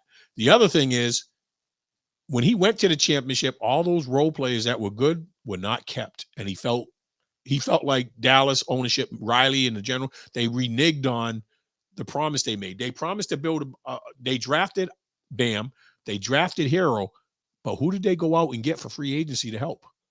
Nobody. So Jimmy got frustrated. He said, well, if you're not going to go put players around me, I at least want to be guaranteed more money to stay here because I'm getting tired of the rebuild not happening fast enough. We were so close. We got a young Bam. We got a young Tyler Hero, but we need more. And they didn't go out and secure another free agent. Everybody they built, even when they had the Caleb Martins and who was the point guard that they had when Jimmy Butler went to but all those guys left in free agency. That's in Toronto right now. Van Burton? No, he didn't come from Miami. Yeah. Thought it was him. The guy that's in Miami? No, he's in Toronto. Van Fleet is in Houston. He came from Toronto. Oh, all right. Yeah. All right. But he was never in Miami. But they had another guy that was good. I think he went to the Lakers on a free agent contract, but he's been hurt. But he was when they had that, they had Caleb Martin coming off the bench. They had Max Strauss. Yeah. And they had the point guard. And all three of them left the year of their championship. They all got paid the bag. So not only did they not go out and Gabe Vincent. Yes, sir. Thank you, Deshaun. He's a Heat fan. That's why. Okay. So all three of those were very integral, very important parts of Miami's rise to the championship. And they let all three of them gone. So since we got a Miami fan, Deshaun, can you back up Jimmy's point of view where he said he was frustrated with ownership for not keeping talent around him? Or do you think you had enough of a core where you could still win, but they didn't add no new talent and they let the talent they had walk? That's when Jimmy started acting up. That's when he started saying, I want the money. He didn't go about it the right way. And because he has the reputation of burning bridges wherever he leaves, that's the label we gave him. Pat Riley didn't want to hear about his ill content. Oh, if you're not going to get me nobody, then pay me. Pat Riley. So, Deshaun, tell us what happened with Jimmy's exit in Miami. Was it on Jimmy? Was it on Pat Riley? And do you believe that letting that talent go frustrated him? And how come they haven't added no free agents? Who's in charge of adding the free agents? Pat Riley. Who's in charge of keeping the free agents that you already had happy on your team and keep building? Pat Riley. I'm not going to pay them, but I'm also not going to pay anybody to come in. He's on that Bill Belichick. Yes. I think he thinks he's too smart. Him and Jerry Jones. But he's not as bad as Jerry Jones. I'll take Pat Riley all day. Yeah. But Jerry's had signs of building organizations and analyzing talent. Jones hasn't. But right now, Pat Riley refuses to spend money keeping or acquiring talent. And Jimmy's running out of time. Trade me to a team I can win now. I don't have time to wait around for a rebuild. And since you're not going to rebuild, so I think he called out Pat Riley on that. Pat Riley's ego got in the way. Jimmy's ego, but Jimmy's just more fiery and more demonstrative. So we're so willing to jump on Jimmy's case. But I think Pat Riley had a lot to do with why Jimmy Butler had to be out of there. Oh, I'm sure. So, I'm sure they were button heads. So we know why he left. Okay, here we go. It was both, but I think it's more Jimmy for the way he handled the whole situation when we all know how Pat Riley is.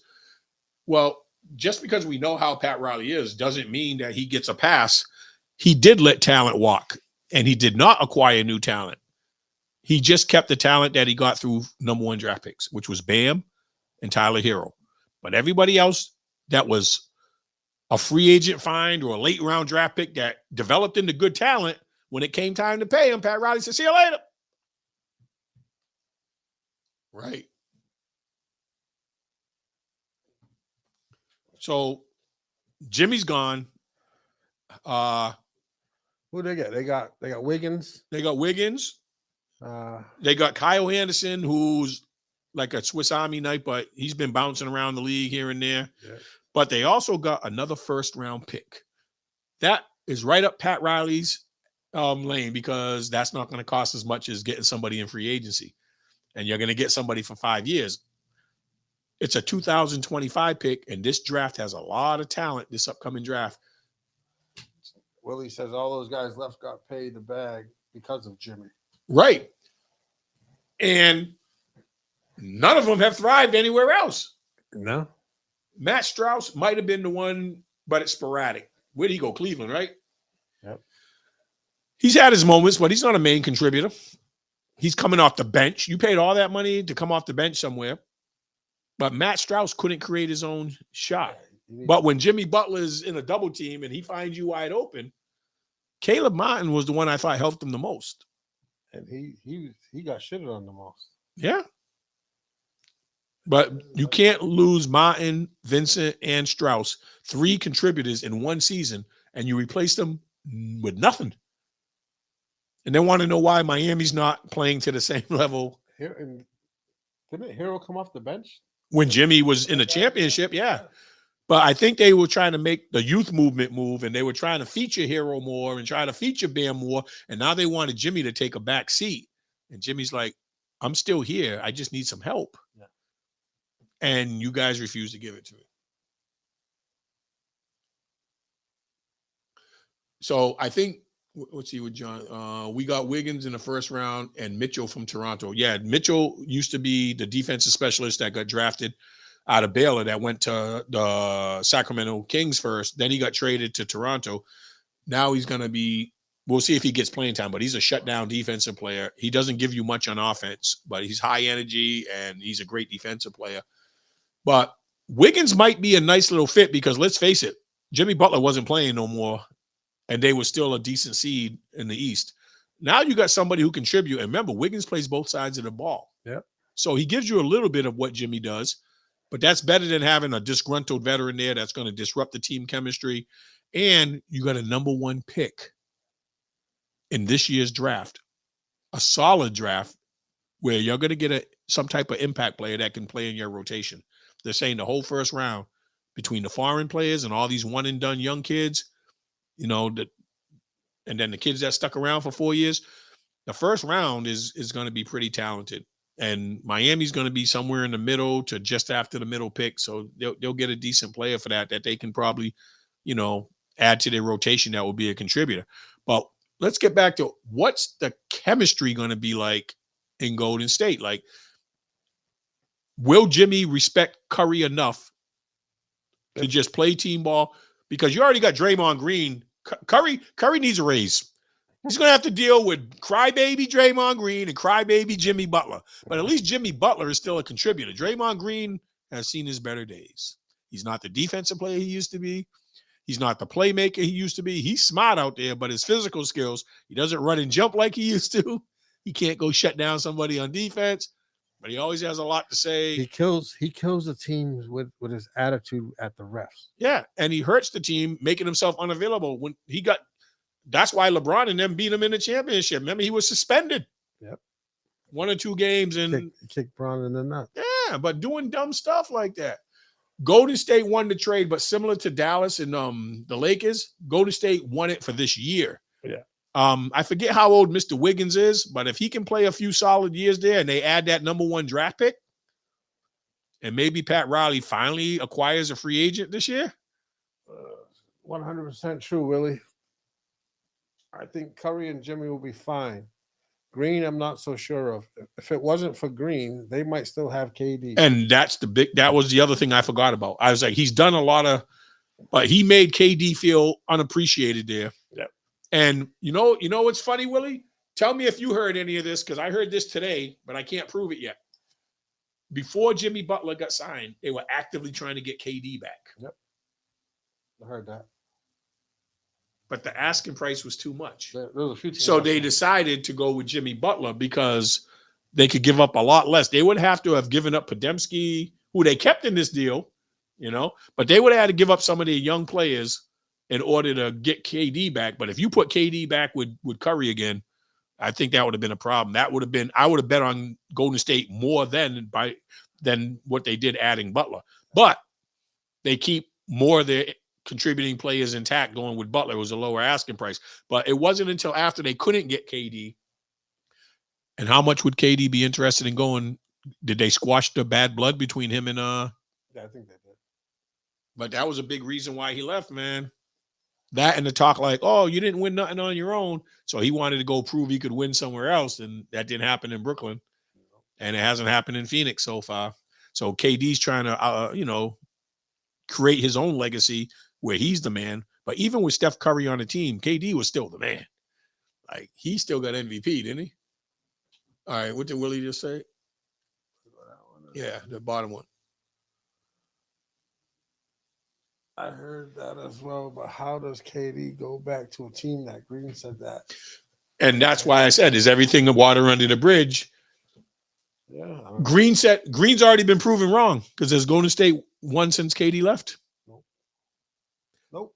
So because you won before he was there, but yes, they did. They won after he left? Yeah, they beat Boston a couple years ago. Ooh. They beat Boston. So they did. But he made that comment when KD left before they beat Boston. Well, yeah. I think that was one of the main reasons. That, and I think, was KD there when he punched the other kid? Nope. No? But that's too bad. That's too bad being a bad teammate to 2 different teammates. Oh, yeah. I'm You sure. punched one teammate. You ran a superstar off your team. MVP. Yeah, that was a bigger contributor than you.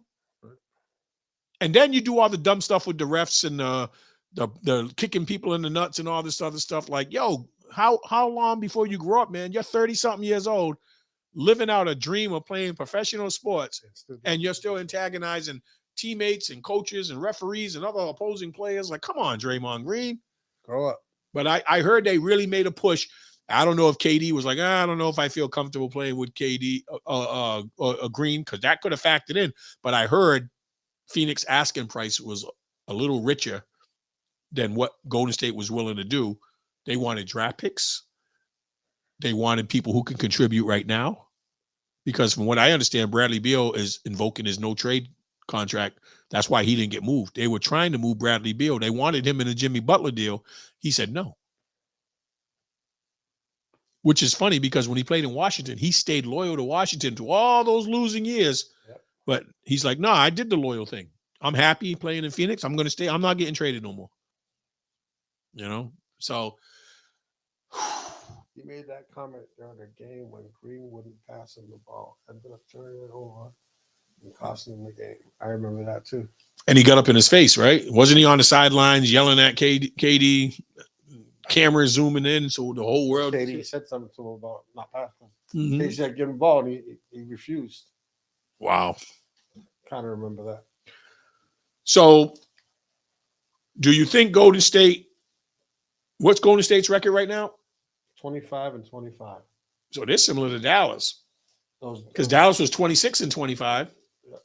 Those three teams are 25-25. So does AD impact Dallas more than Jimmy Butler impacts Golden State? Yes. In my opinion, AD is a better player. Oh, I didn't realize that was the same day he made that comment too. He said on camera. I thought he said that in comments after the game.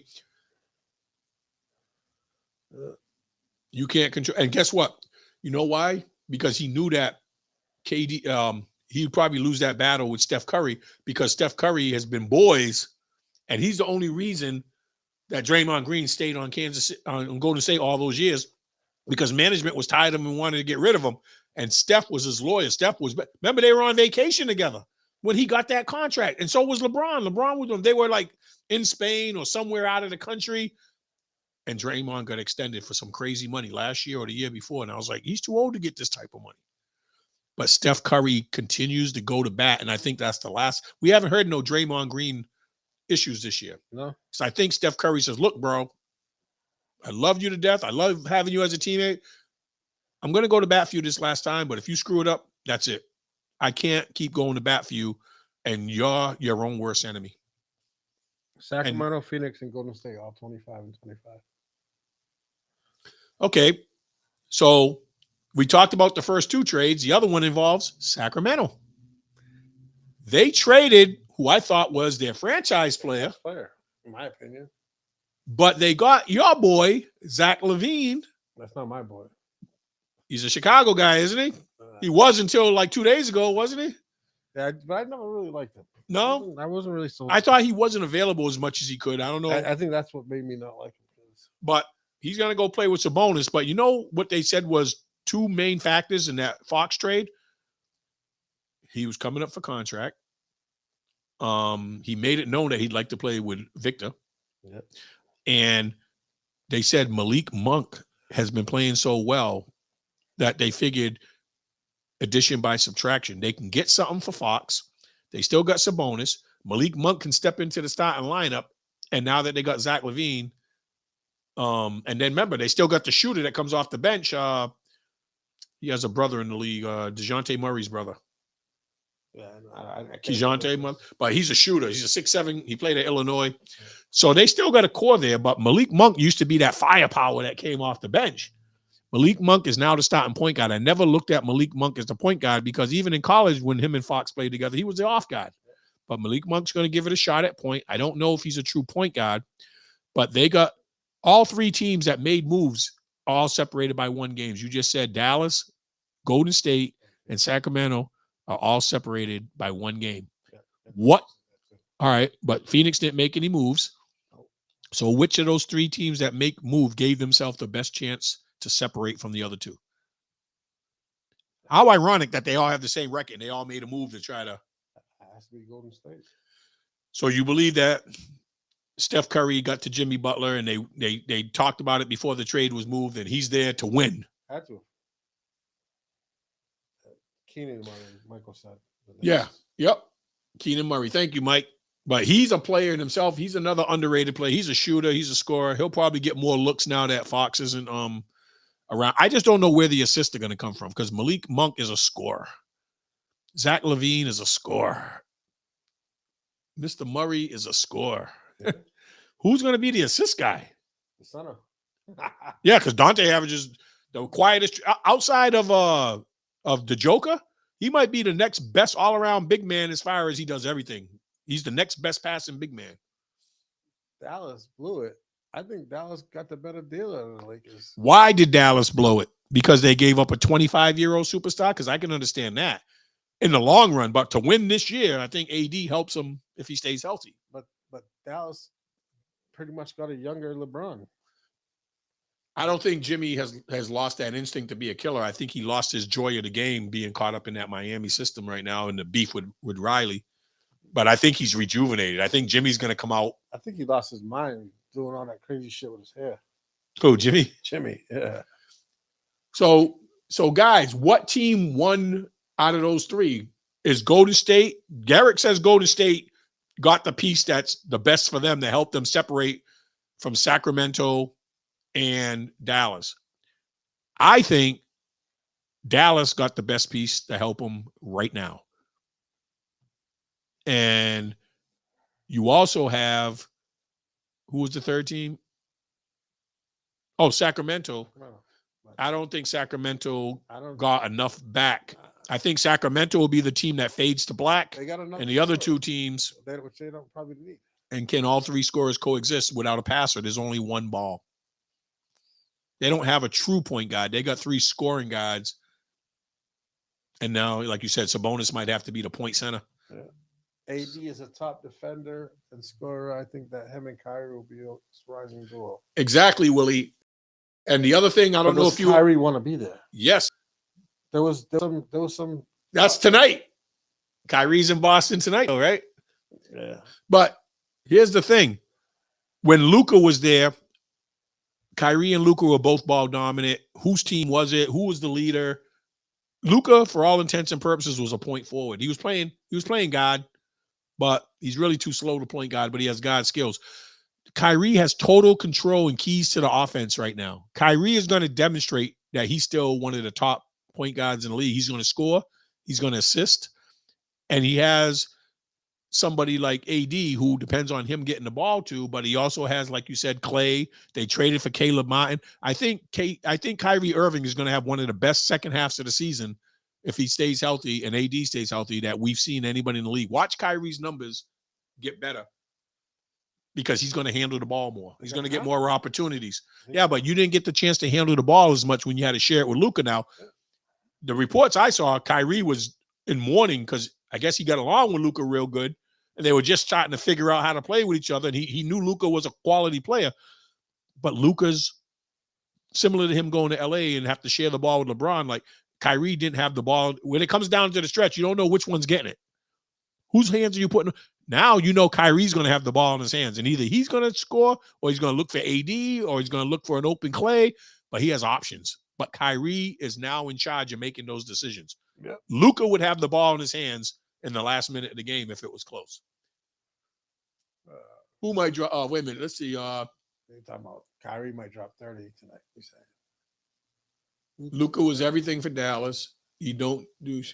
Dallas don't do shit. I promise that the worst trade in the NBA will go down. Is it not for this year? I think in the future because AD's not going to be around forever, and Luka was only 25. But I'm going to say Dallas does better than the Lakers going forward.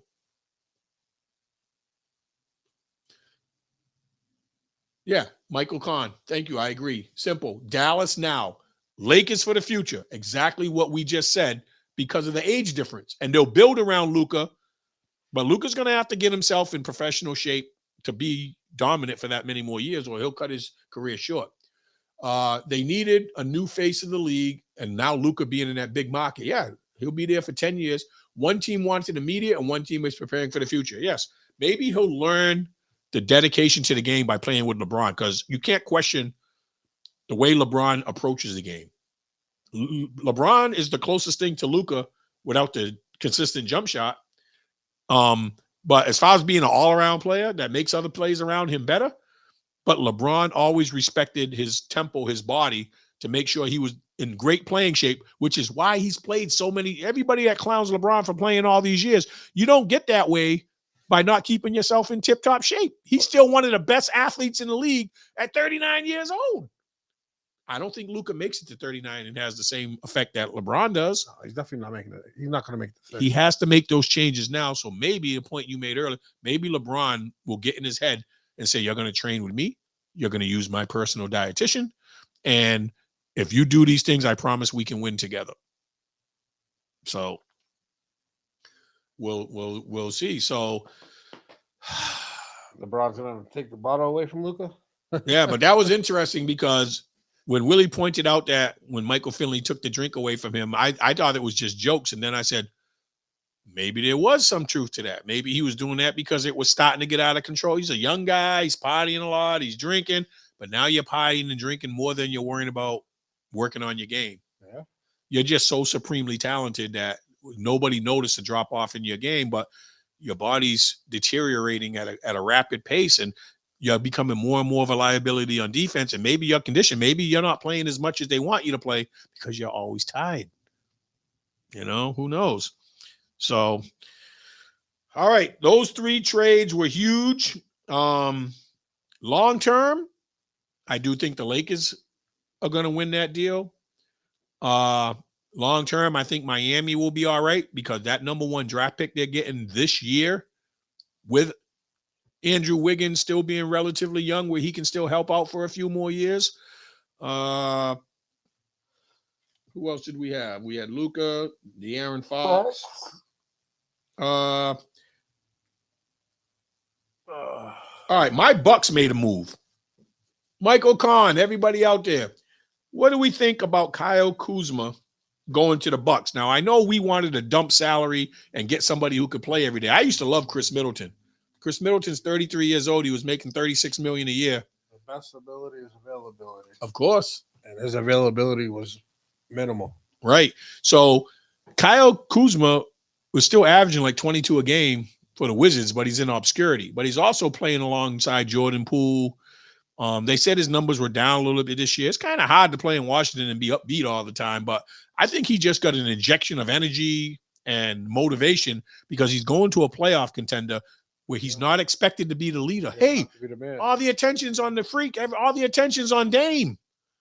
Oh, and I'm going to get a lot of extra scraps just by being anywhere in the vicinity. Swing the ball because you're going to double team Greek Freak. You're gonna make sure you know where Dame is. There's only 5 guys on the court, so you can't double team everybody. And I think Kuzma's still a good enough player. He can beat your 3rd best option.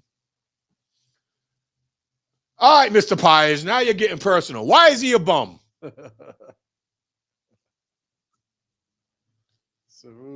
Just because I picked Kansas City to win, now he's a bum? If Middleton was healthy, I would have wanted to stay with Middleton because that mid-range game, and he benefited so much from Giannis penetrating and getting double teamed. He was always that open guy. He hit the clutch basket. He carried us when we won that championship. Like he outside of that big game where Giannis dropped that 50 piece or something, Middleton was playing the best during the championship, you know. Look at his stats this year. Yes, but that's what I just mentioned is it might be a little depressing to be a Washington Wizard right now. Him and Jordan Poole, the best talent on the team. They're not going nowhere. It's hard to come and show up to work every day and like, damn, we don't even have a chance to win. But he was averaging 22. But I think his whole mindset changed going to a contender. And I think we were in the Jimmy sweepstakes for a while, and I couldn't believe it. And there was somebody else we were trying to get, but they didn't want to give up too much. I was surprised we didn't move Pat Connaughton or Bobby Portis because that was reported. I thought Portis was going. They wanted to move both of them, but neither one moved because both of them have, between the two of them, is $23 million. So they could have got rid of both of those guys who are role players and use that $23 million to get like a mid-level guy who can contribute, a savvy veteran that can contribute right now, because Milwaukee, similar to Golden State, is in a win-now situation. You know, their superstars are getting a little older. Dame, Giannis is still not old yet, but, you know, like, we needed to win now. We didn't have enough depth. So I like the Kyle Kuzma trade because we didn't give up a lot to get it. You know, so does he really average 22 this year? Yeah, look it up. That's what I saw on the television reports that Or maybe they said up until last year he averaged 22. Or as a Washington Wizard, his career average is 22 since he's been on the Wizards or something. 15.2 this year. Then 22 is his average since he's been a Wizard or something. I know that this year's numbers were supposed to be slightly down, but I know I saw 22 points a game. But even if he averages 15.2 this year in Milwaukee, that'll be great because that's all we were expecting from Middleton. Middleton was averaging like 17 a game in his heyday, and that was before Dame Lillard. But once Lillard came, he wasn't going to average as much. If he can give us 13 to 15 points every single day, I'll be happy. Mike Kahn, I think your Bucks made a great move. He will flourish and spread the offense and will make a huge impact. Positive change can create positive results. I agree, Mike. I think Kuzma's going to come in and feel like I got a chance to be, playing for something that matters now. Milwaukee's definitely going to be in the playoffs, and Kuzma has a chance to be a part of making Milwaukee better. Middleton had all the talent in the world, but his injuries, hell, he missed the first half of the season completely. And then when he came back, he wasn't playing back-to-back games, and we get used to seeing, we get one good game, we get all happy, then he misses the next two. So Milwaukee just couldn't have that inconsistency. Kyle Kuzma just being available every single day will help our team because that gives us consistent help at the third position. Jonathan Nobre, not good because it's good. Shake my head in the playoffs. What? Not good because it's good in the playoffs. All right, I'm trying to figure out.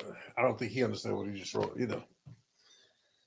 Is he hanging out with Luca? They're both sipping some wine right now. that T-Town water.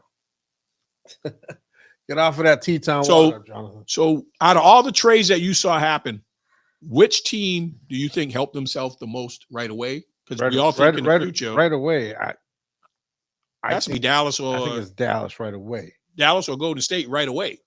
Yeah. But if it's I don't know. It's got to be Dallas. Dallas and Golden State. All right. I believe one of those two teams won it. I just like the chemistry in Dallas because I'm not sure how Jimmy's chemistry is going to buy into Golden State right now. Yeah. I don't think we have those issues with AD. So AD is going to come in, be the consummate pro. They already had great defensive bigs. They struggled in the backcourt. Clay will now be the off guard, and they might go with a big lineup, or they might put Caleb Martin in the starting lineup. And remember, they had a 3-guard offense with him, Luka, and I would keep Caleb Martin off the bench. Yeah, because you need somebody with firepower off the bench. So you just move Clay to the number 2 spot with Kyrie, and then you got AD at the 4, Lively or thing. What if you threw AD at the 3? The kid's athletic enough, but I don't think he'd be able to do it constantly. But you'd be too big because you're not going to start Gaffin and Lively. One of them start, one of them come off the bench, so that you have a good big coming off the bench. But that'd be crazy. Yep. Now, even though it's not going to turn impact this year, what do you think about Fox going to play with Wemby? And I didn't know Fox has been in the league 7 years. I was like, yo, yeah. And they were like, after 7 years in Sacramento, I was like, damn, he's been in Sacramento 7 years. Yeah. But I don't know. And what did they get rid of? You remember? Who? That's San Antonio. Oh, draft picks. I got it right here. De'Aaron Fox went to the Spurs. Sacramento got the Kings 3 first-round draft picks. 1 in 2025, 1 in 27, 1 in 31. They also got 3 second-round picks. So you got 3 first, 3 seconds, and you added Zach LaVine. So Sacramento, their rebuild should happen. They're going to need a true point guard, but they're going to be able to add more because 3 years in a row, you're going to have an extra first-round draft pick if you don't trade it. Yeah. 3 years in a row, you're going to have an extra second-round draft pick. I don't know what type of talent is going to be in the second round this year, but as we discussed, this year's NBA draft is going to be solid. Starting with Cooper Flag and Ace Bailey and Dylan Hopper and all those overseas guys. Like the top 10 are going to be impact players. There's also the kid from Auburn who's challenging Cooper Flag for Player of the Year. Johnny Kroom, Mike Kahn. I know you know that name. What's the kid's name from Auburn? Auburn's been top 2, top 3. Duke's up to number 2 now. They're on a 15-game win streak, but Auburn and Iowa State were up there for a long time, but Iowa State's lost like 3 out of the last 4, so they've dipped down to like 12. But Auburn, Duke, and somebody else's, there was 4 teams that were sniffing around the top. There's somebody else that's playing real well in college basketball. Tennessee. I like the Lakers with Luka and Mark Williams. Yep. Mark Williams is going to be underestimated. Now, the only problem I have with Mark Williams is he hasn't been able to stay healthy. He was great at Duke. He's a very athletic 7-footer with crazy wingspan. He can block shots. He can create his own offense. He rebounds. But availability. I know because I had him in fantasy for 2 years in a row. And 1 year, he was the sneakiest pick, but then he got hurt at the end of the year, and it killed me. I drafted him the next year. He was hurt the whole damn year. This year, I was like, nah, I got to stay away from him. Who is it, Broom? Yeah, Brom. Bro. But he's a Player of the Year candidate. Him and Cooper Flag have to be the top 2 candidates. And they're saying he's a top 5 pick in the NBA draft. But you look at those top 5 picks, even before you count the foreign players, who I heard there's 4 or 5 good foreign players coming into the league this year. Cooper Flag. The 2 kids, Ace Bailey and Dylan Hopper from Rutgers. Johnny Broom from Auburn. There's another college player out here that I'm not thinking of off the top of my head, but that would be 5. And then you got 3 or 4 really good foreign players. And then you got other players that are going to be good players from picks like 10 down or something like that. But it's going to be a good year to get talent. Kyrie is going to act up. And with the bigs, Dallas will be there in the thick of things. San Antonio will be very good in 3 years. I agree, Mike. I think San Antonio made a move. Now, here's my thing, Mike. I'm really interested in your opinion on this. What do we do with Chris Paul now? Is Chris Paul willing to play team ball like that? You think they talked to him before they made, because they didn't trade him in the package. They could have easily sent him to Sacramento to be the stabilizing point guard, but he stayed out of that trade. Maybe he's played very well with Victor. Maybe he's already agreed. Yeah, Broom is his name. Yep. I think they're poorly coached, Paul, but those 2 talents are incredible. Dylan Hopper and Ace Bailey are going to be the number 2 and number 3 picks in the draft. I just don't think – I think somehow Rutgers messed up the – how do you have 2 top 5 players and you're not winning? That was one of my surprise picks that I was telling Paul. They'll be a top 25 team. Now they're 500 or something like that.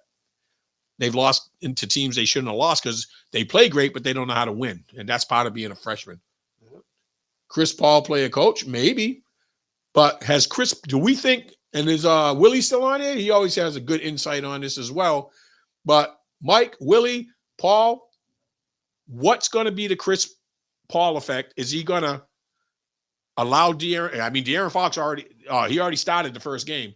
Is Chris Paul going to be happy being the guy that leads the second team and kind of? He has no choice. But is he happy? Sometimes that role's forced on you. This is his last. He knows he's not going to be there. Maybe he's already indicated, hey, make a move because after this year, I'm retiring. This is his last hurrah. We don't know. He has to take it. Come on, Mike Kahn. What's your thoughts on Chris Paul?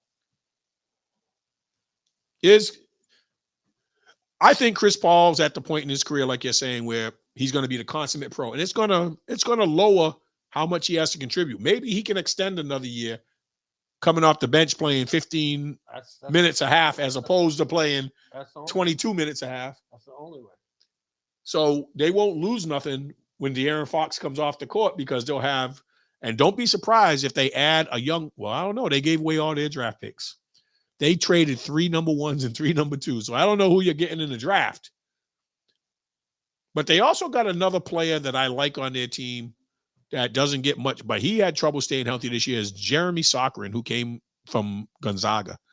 He's a 6'9", poor man's version of Jeremy Grant. He can do a little bit of everything.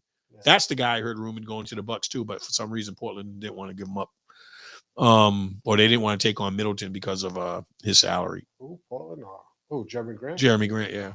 Jeremy Grant was somebody Milwaukee was very interested in, but they couldn't convince Portland to take it. Chris Paul is way past his prime. Nobody said. But maybe he'll go into coaching next year or the year after. We all know he's past his prime. Yeah, but he's still a legit. He still can. He still has something to offer. We don't have to depend on Chris Paul being the main point guard no more. You don't have to be an all-star all the time. But I think so. Fox is one of my guys. Okay, how's that fit in San Antonio? Because he made no bones about he wanted to play with Wemby, and they made it happen. Now I see an extension coming real soon. Wemby's on a rookie contract. He's only in his second year, so I don't know if he has a 4 or 5 year contract. So even if they give Fox a big contract and then Wemby has to resign, they'll only overlap for 2 years. And by then, Fox might be too old to get enough because he's already been in the league 7 years. So in 3 years, it'll be a 10-year vet. I don't know what type of money he'll demand then. Chris Paul will be a mentor and do whatever it takes to be a part of what will be a fantastic journey. So how quickly will the Spurs improve? De'Aaron Fox does a little bit of everything, man. And, I mean, he's a great athlete. He's 6'4" at the point guard. Very young. Yeah. Very young team. I just didn't – but when I hear 7-year veteran, he only played 1 year at Kentucky, right? So he was 18, 19 years old. He's 26 right now. You know? There's somebody else that they have. Oh, they got Stephon Castle in the backcourt from UConn, but I think he's playing off guard. Yeah. So Stephon Castle, young talent, number 1 pick last year. They just got De'Aaron Fox. Their backcourt looks young for the future. Chris Paul being a mentor to both of them. If Jeremy Socrin can get back to the form he had last year, he could surprisingly help those guys too.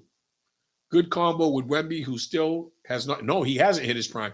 And you know something? I was one of the biggest people, advocates. Like, I was one of the last people to come around on how talented Wemby was. Oh, yeah, we remember. And by the way, Chet Holmgren's coming back Friday night. Who cares? Because he's not help OKC. He's not better than he's not better than Wemby. No, but he's as close. That's why I factored because Wemby played overseas and we didn't get to see Wemby. When I saw Wemby doing that against NBA talent, I was like, all right. I thought Wemby was going to take longer to I've been knowing Fox since he was on first grade. Castle is a beast. I like that De'Aaron Fox and Castle backcourt next year or something like that. That's probably this year with Paul coming off the bench. And they got Socrin and they got Wemby. Socrin's only in his second or third year. So look, so you figured the most of the teams played 50 games so far. Yep. So there's 32 games left. Right? It's 82 game season. Yep. So it all depends on how they mesh. San Antonio's not far from, I think they're in 12th spot right now. They have a better record than people think. Or maybe that was Detroit. I saw something about Detroit, like being in the 12th or 14th spot. Detroit's up there. Yeah. But Detroit, they got to get Jordan Ivory back. But Cade Cunningham has been playing great for them. Killing it right now. Mavericks are beating the Celtics by 9. Yeah, they said Clay was going off. And I'm curious about how that UConn game's going, too, for the women, because that was...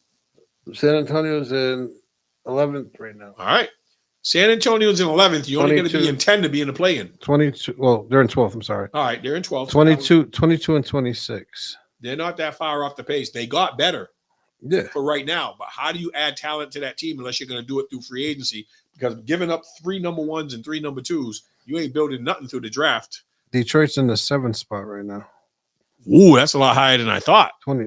Under 500 record, though. 25 and 26. Yeah, but you're in the 7th spot. You're in. Yeah. Remember, right now. They haven't had Jaden Ivey since the first 2 weeks of the season when he broke his leg. I think he's 2 weeks away. I think he's got cleared to practice, to work out. Yeah. Now it's how long does he get conditioned? 2 to 3 weeks, they could have Ivy back.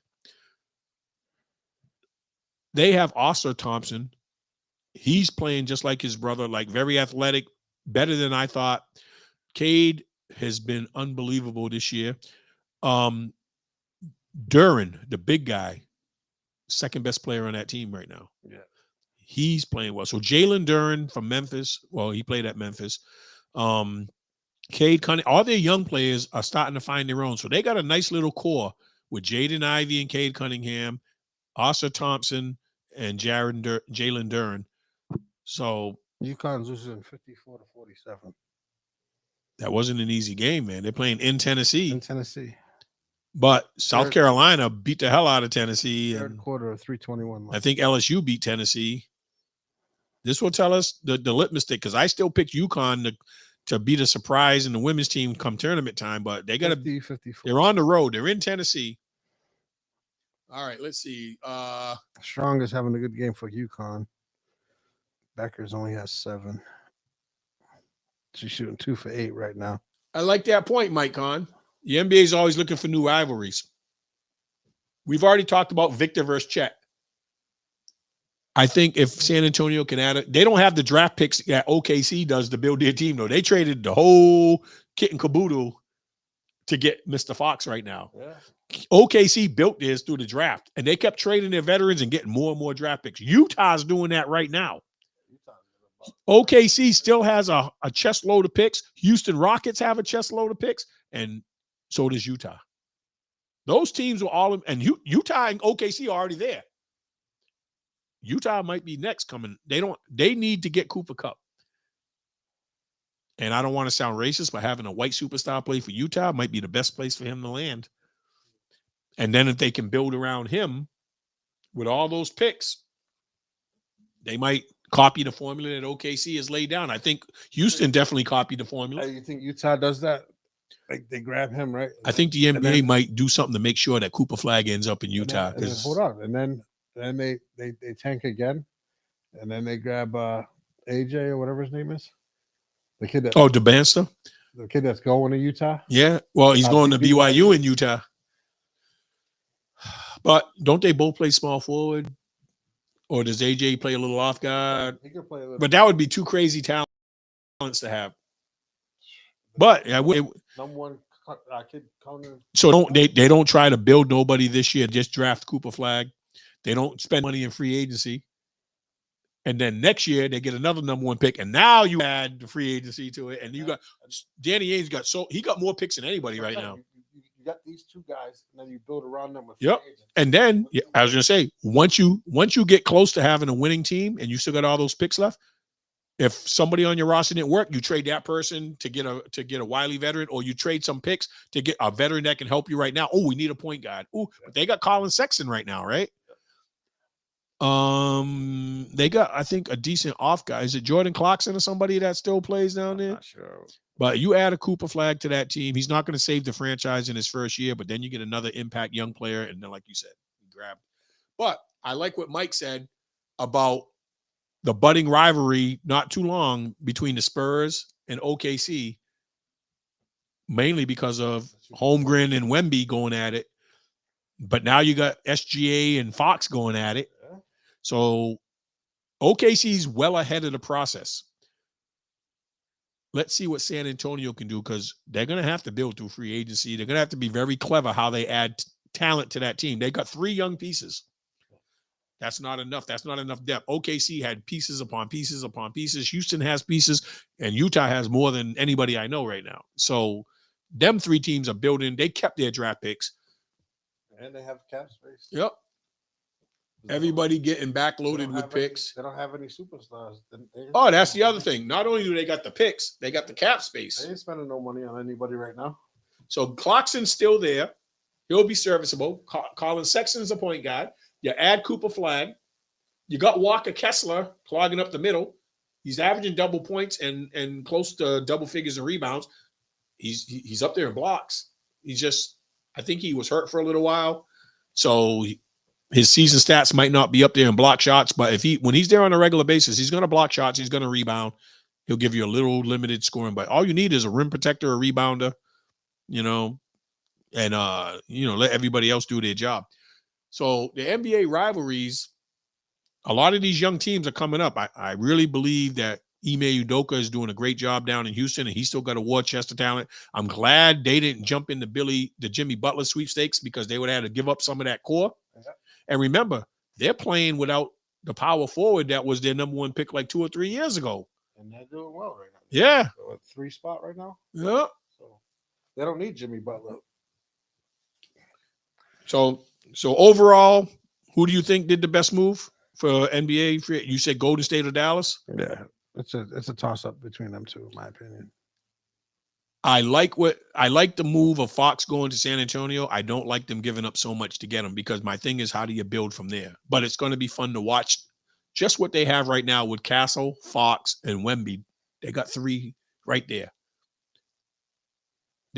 They probably don't have no high price because all them guys are young. There's no big names under contract. They got to have a ton of.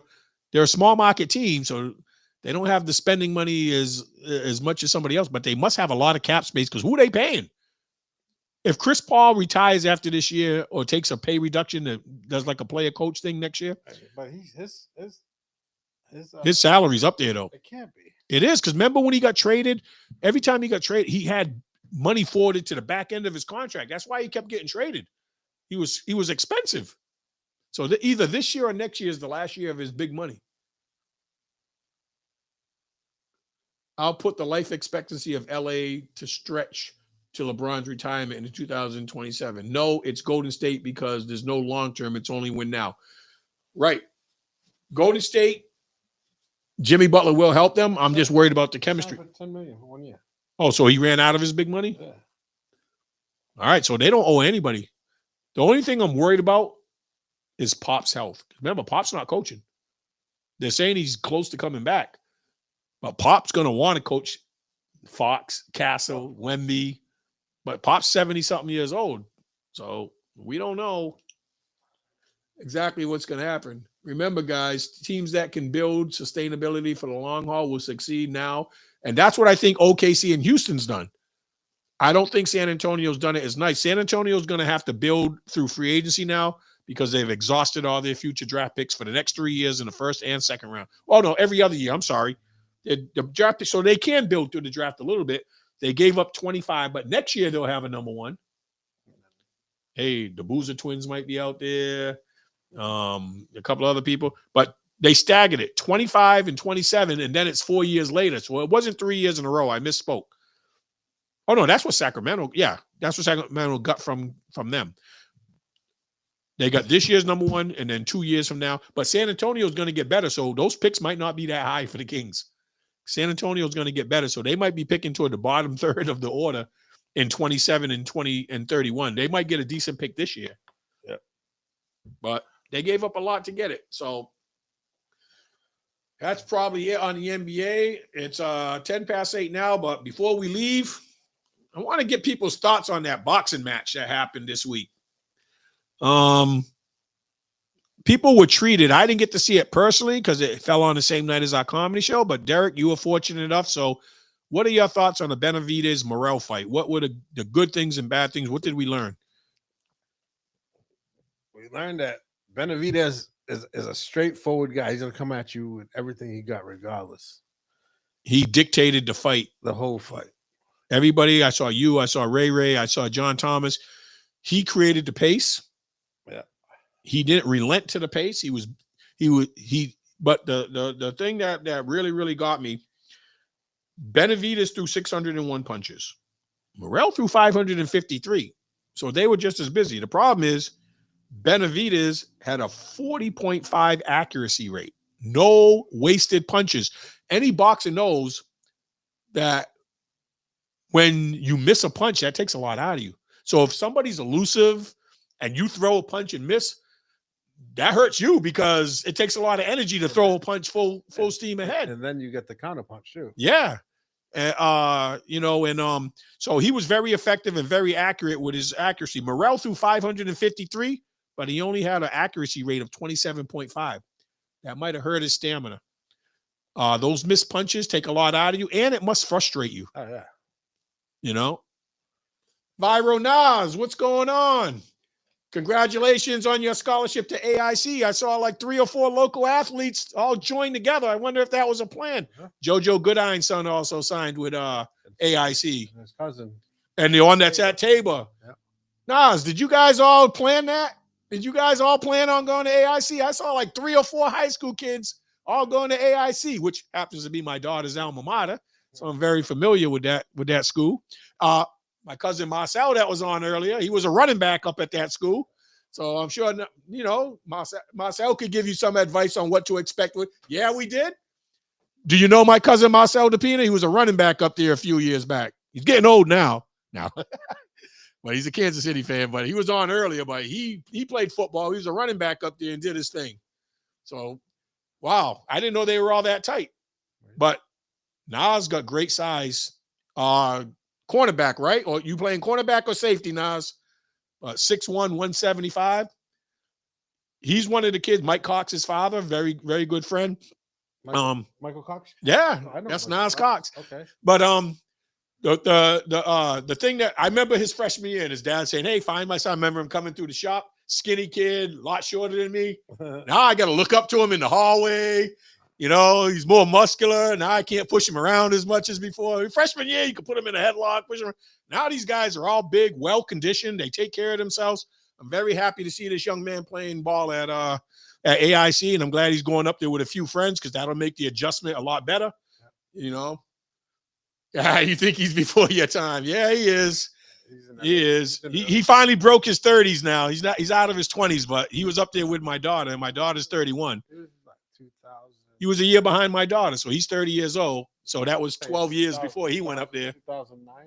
Yeah, but he did his thing at New Bedford High, and he went up there and played ball and did his thing. He was playing at the same time that who was the running back that got in trouble at Baltimore with the video in the elevator? Ray Rice. Ray Rice's brother was playing when he played. He was a defensive player. Very good athlete, but when Marcel played, Ray Rice's brother was a defensive back that had a lot of potential. I don't know what happened with him, but he was. And Ray Rice used to come to the games. You would see all the crowd start looking and the entourage, but I don't know who the connect is in the New Bedford area, but man, we're sending a lot of people up to AIC. Man, when I was reading it, every time I saw somebody's thing, I saw AIC. And I was like, yo, this got to be planned. I wonder how much these kids know each other. But congratulations to all of them, furthering their education and furthering their football careers up there. So we'll make sure, I think they play Stonehill, so that's an easy game to go to. That drive to AIC is 2 hours. So it used to be when I was living in Connecticut when my daughter was there, and she a cheerleader, so it was only a 20-minute, half-hour drive. Now it's 2 hours to go up there to see a game. But all right, so back to the fight though. What other keys did Benavidez have to dominate in this fight? We know that he dictated the pace. We know that his accuracy was high. But people were telling me, I think including you, Morrell wasn't as aggressive, almost like he was afraid to let loose. But when he did, he showed power. But his accuracy wasn't the same. I think he felt the power of the Mexican Monster, and probably more than what he anticipated. Yeah. And he's a puncher in his own right. Yeah, he sure is. So he looked good, like condition-wise, body-wise, but I don't know. Mike Tyson said it best. You talk all that shit, you get punched in the face. Hey, but see, people knew what to expect from Mike Tyson. We keep hearing the Mexican Monster, but people act like they don't believe just how hot of a hitter he is. And they get in the ring and bang, you're like, oh, damn. That changes your whole life. Everybody's a tough guy till you get punched in the face. And then you're like, oh, damn. I heard he was a strong puncher, but I didn't know it was that bad. Now you don't want to feel that no more. Yeah, that boy. But he works the body. He works. The first 4 rounds, weren't they giving it to each other? Yeah. Yes, they were going at it. It was a great fight. Yep, and I think that what might have transpired in that fight was Benavidez had the ability to keep the pressure on and still be relentless. And Morrell probably was like taking those punches, was taking stuff out of him and trying to keep up that pace. Wasn't what Morrell did. Benavidez kept his Morrell, but I think he got hit he got caught with a good punch, but I think he was off balance. I think his footwork was when I saw it. It was like he was in the middle of change and he got caught right. And Benavidez admitted he was off balance when he got hit. He said it was a good shot. His gloves hit the ground. He said, I wasn't hurt, but it shocked me that I haven't had to get up off the canvas. He definitely had power. But you know what I liked the most about that fight? You remember the weeks leading up to it? The press conferences? They were very disrespectful to each other.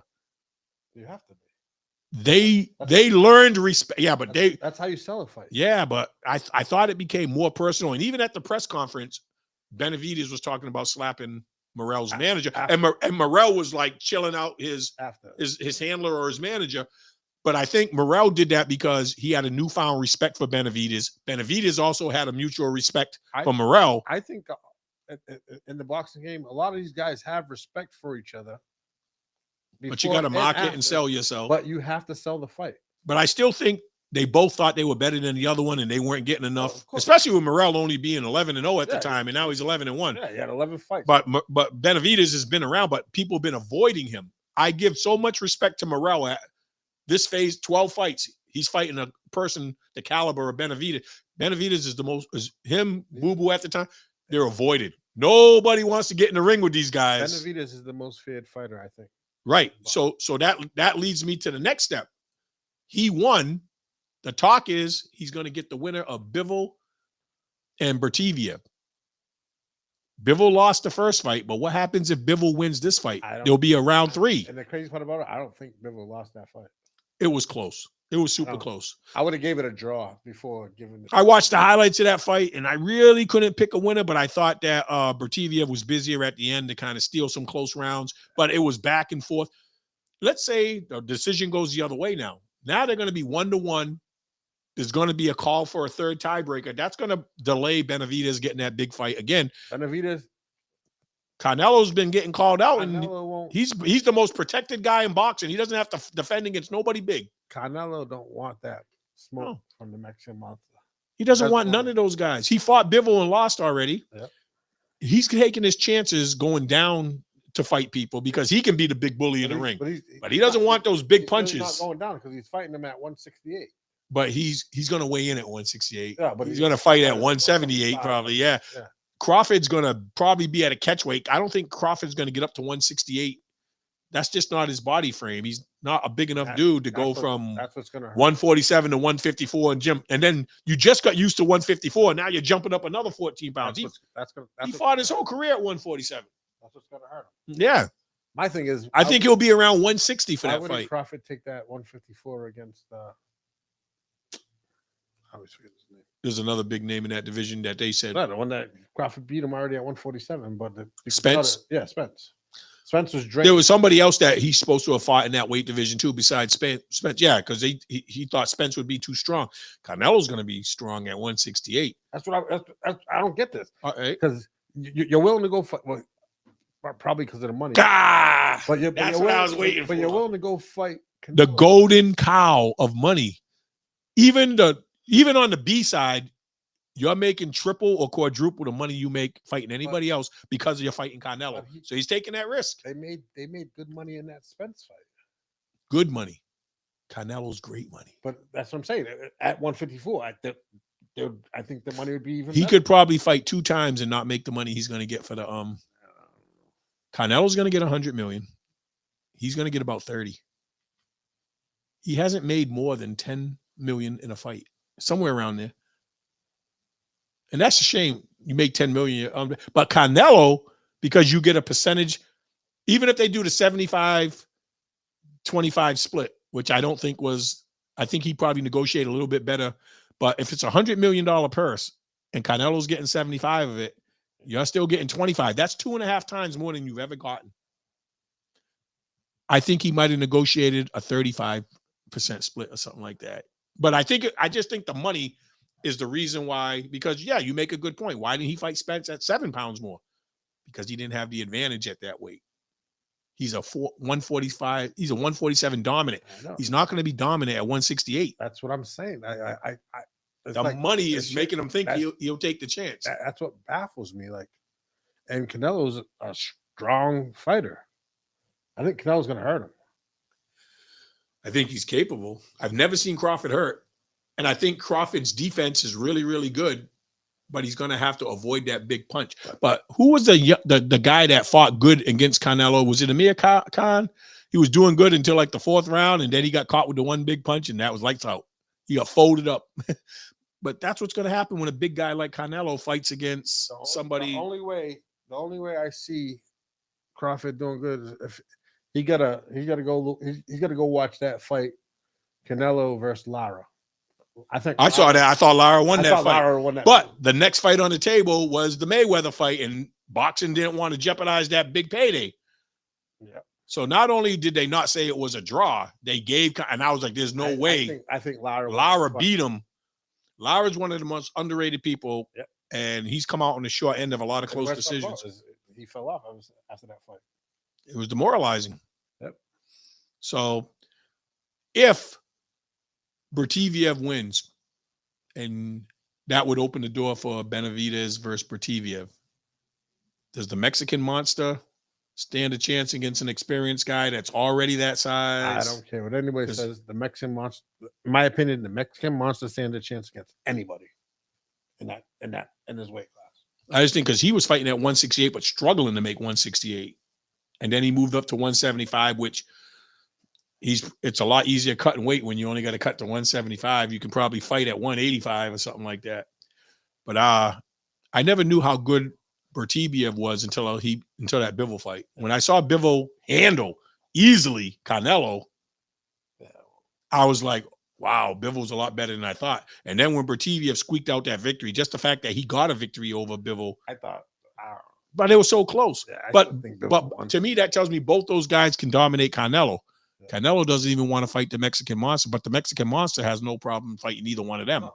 But the money remains fighting Canelo. So just like Crawford took the money, Benavidez, Boo Boo, all them guys, they want to call out Canelo because even as the B side, it's the best payday they're going to get.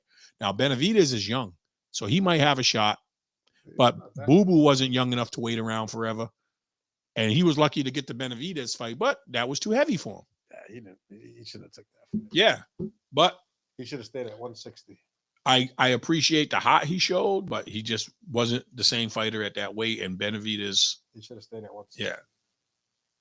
So, all right, guys, we're at 8:23. We went over our time a little bit, but very interesting topics. Next week we'll be recapping the Super Bowl. We'll see, what our predictions ended up being. A lot of us just have Kansas City squeaking out a close win. The NBA trade deadline happened today. Next week we'll be able to talk about, hey, how did some of these guys look on their new teams? They should have a few games played under their belt. And the other thing we might be able to discuss next week, the All-Star selections came out in the NBA, and there was a few snubs. So maybe next week we'll get that list together and say who won the starting nods in the voting, and then the coaches' replacements. And, I know Dante Sabonis was one of the biggest snubs. He's having a great year. The biggest snub came out of Charlotte, in my opinion. Oh, with the guy, Mr. Ball? Yeah. And he's been healthy all year. He hasn't missed no time. No, he was the number one. I know his stats are better than everybody in the East. He was the number one voted guard for the East by the fans. How do you not make it? Because I thought you got selected by fan vote first, and then the reserves got picked by the coaches. So if he had the number one pick, should have been starting. Yeah. How does that not happen? Because I thought the policy was the fans determined it. He was the number. Do players vote too? He was the number 2 vote getter in the East, but his stats were better, and his game is exciting to watch. So that'll be a topic next week, but we're running a little late, and I got to work in the morning, and it's almost my bedtime. So before Derek, tells me I'm going to fall asleep behind the mic or something like that, we want to thank everybody for tuning in tonight. We appreciate your feedback. We had some interesting conversations. And we hope you all tune in next week. And, we look forward to, recapping the Super Bowl and seeing how some of these trades played out. And we'll talk about the All-Star snubs. And maybe we'll be getting ready to talk a little, baseball, hot stove. We're getting ready for pitchers and trainers. We're in February. Don't they report to camp in a couple of weeks? Yeah. And we should be at the end of college basketball. March Madness is 3 weeks away. Yes, sir. So, but let me go home and watch this UConn women's game, and I'm going to watch Notre Dame after that. But thanks for tuning in. We'll see you guys next week. Peace.